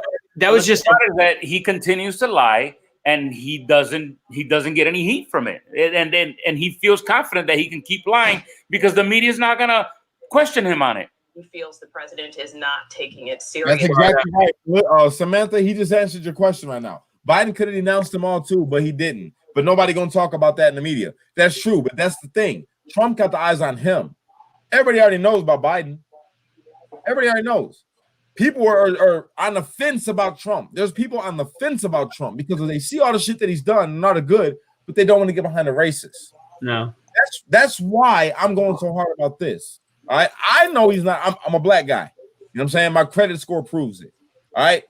This dude, that was a joke, everybody. Oh my God. That was a joke. All right. But he got people on the fence. It's all he had to do was say the words. That's it. Say the words. Oh. And however, then Biden did say that Antifa is no such thing. And I'm like, okay. You got literally. It's an idea. He said it's an idea. It's an idea. Yeah.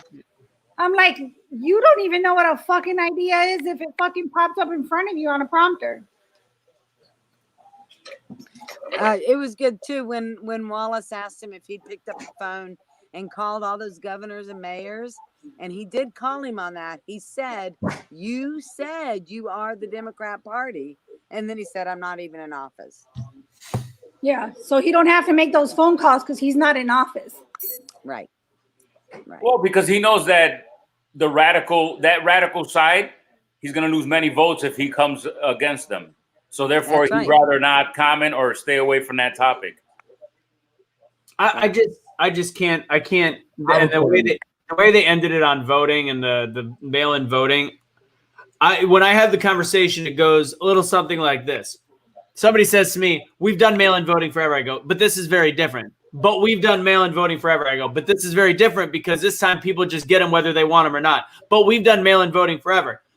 Yeah, I know, but it's different because this time, like, anybody can get ballots. It can be sent in. It can be tampered with, but it's never been tampered with before because it's never happened before that we're doing this. Yeah, but look at it. Its track record is just fine on vote. You literally are like, it's having the conversation but it's been fine before and it's never been done. And the only time it has been done is rare occasions. And recently, the one that got done in Paterson, New Jersey was a complete failure. 19,000 incorrect and missing votes, and they had no idea who the winner was. So it's 1 out of 1 in this tested system. So I don't understand how people can. This is the one where it's like, I never want to say anybody's dumb or stupid or whatever, but this is the conversation I had. Look it. See that? Technically, he's making fun of his makeup. But honestly, in terms of the voting, this is how are you telling me that it's been tested when it clearly has not? And that one is a big deal to me. And I am also in fear of the election being tampered with. And Trump brought up some very valid points when he's like, we found my ballots, military ballots with Trump on them in garbage cans. Even if you say, well, there's only 3 of them. If you find 3 just sitting there, clearly there's a lot more. Thank God. Thank you, God. I'm going to go look at his Twitter. And I think there's a lot of people who don't realize that there's a very big difference between absentee ballots and mail-in ballots. Like, there's a huge ass difference between that. Like, people talk about, oh, well, Trump says that it's okay for people in, where was it? For them to do mail-in votes. Was it where they had the big conspiracy with Gore and Oh, that was the Gore Bush. Was it Florida or Nevada? Florida. In Florida. So people will always bring that up. And I'm like, yes. And because of that Gore, that situation, they revamped their system completely. Yo, Russo, you want to handle this? Because I got to go. My baby's crying. And we're good. We could let's just wrap it up. We're good, man. It's been a long night. We're going to do a fucking tomorrow morning. Not tomorrow morning. Tomorrow, we need to talk about this because I'm mad. And I know people are mad, but I still urge you guys, watch the rest of the debates. Vote Trump 2020. Yeah, he missed 1 mark, but still it does not compare to the great things that he has done while he's been president. If you disagree, fuck you. That's how I feel. If you don't look into the facts of it all, hold on. Let me pull up my screen. Mama Russo recommended everybody watch Hannity. Listen, let me tell you something real quick. Everybody that's watching me right now. Yes, I'm mad. Trump missed the mark. Pissed me off. But does not take away from Trump his is all over Twitter right now. That he has done while being president. Look it up. Read a fucking book. I see all the messages on the sidelines, all you little fucking Biden supporters. I love you, but you're wrong. I'm sorry. Biden's wrong. He's not good for the country. Trump 2020, code red. Biden is a fucking no Biden. Okay? Biden's wrong for America. Period. Trump is all over Twitter right now. Wrong for America. All right.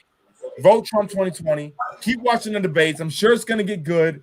If you don't like it, I don't care. You want to unsubscribe? Bye. That's fine. I'm mad. Vote Trump 2020. I'm still a Trump person all day long. I don't care what you got to say about it. This is one debate. We'll see what happens later. That being said, guys, I have to get off here. I'm fucking mad still. I'm not mad as I'm not as mad as Cash, but I think he missed the mark. I agree 100% he missed the mark. He should have fucking took it. He should have hit that ball right out of the fucking park. But I still think that he made up, he came with some great ass facts as opposed to Biden, who kind of dodged a bunch of shit. So I'm not as upset as you, Cash. I wish he would have done it. He should have done it. But again, I'm Trump 2020 because his record in the last 3.5 years speaks volumes to me, and I'm a walk away Democrat, to be honest. Like, I've never voted red a day in my life. But actions are louder than words. That's just how I'm taking it. Hold on. Jeanette says, yes, it has been tampered with, stolen, destroyed, hidden military ballots have come in 3 months after the election, and they are never counted. I have righteous friends who work with the UPS. I heard that. 2 times? Dang, girl. Thank you. I love you. I appreciate you. All right. Well, debate number 1 is over. It was all that we hoped for, just not the substance we wanted. Man, I gotta get off here because I'm gonna keep on ranting, bro. I don't want to keep going right now because I'm popped and I'm gonna say some things. Let me get off here because I'm about to start going hard on Biden right now, and I'm gonna say some things that'll probably get me banned on Facebook if I call him the R word or the P word. And I don't want to do that. There's a lot of reasons why you shouldn't vote for Biden. He's a sick individual mentally, and let's go. Hold on. The R word, by the way, is ridiculous, and the P word is pansy. Okay, go ahead. Unite, don't fight, be a street light. Only you can be the change that you want to see in the world. When you get too stressed out like I am right now, America, you got to remember to pray. And denounce white supremacy. Woo! Yeah, brother.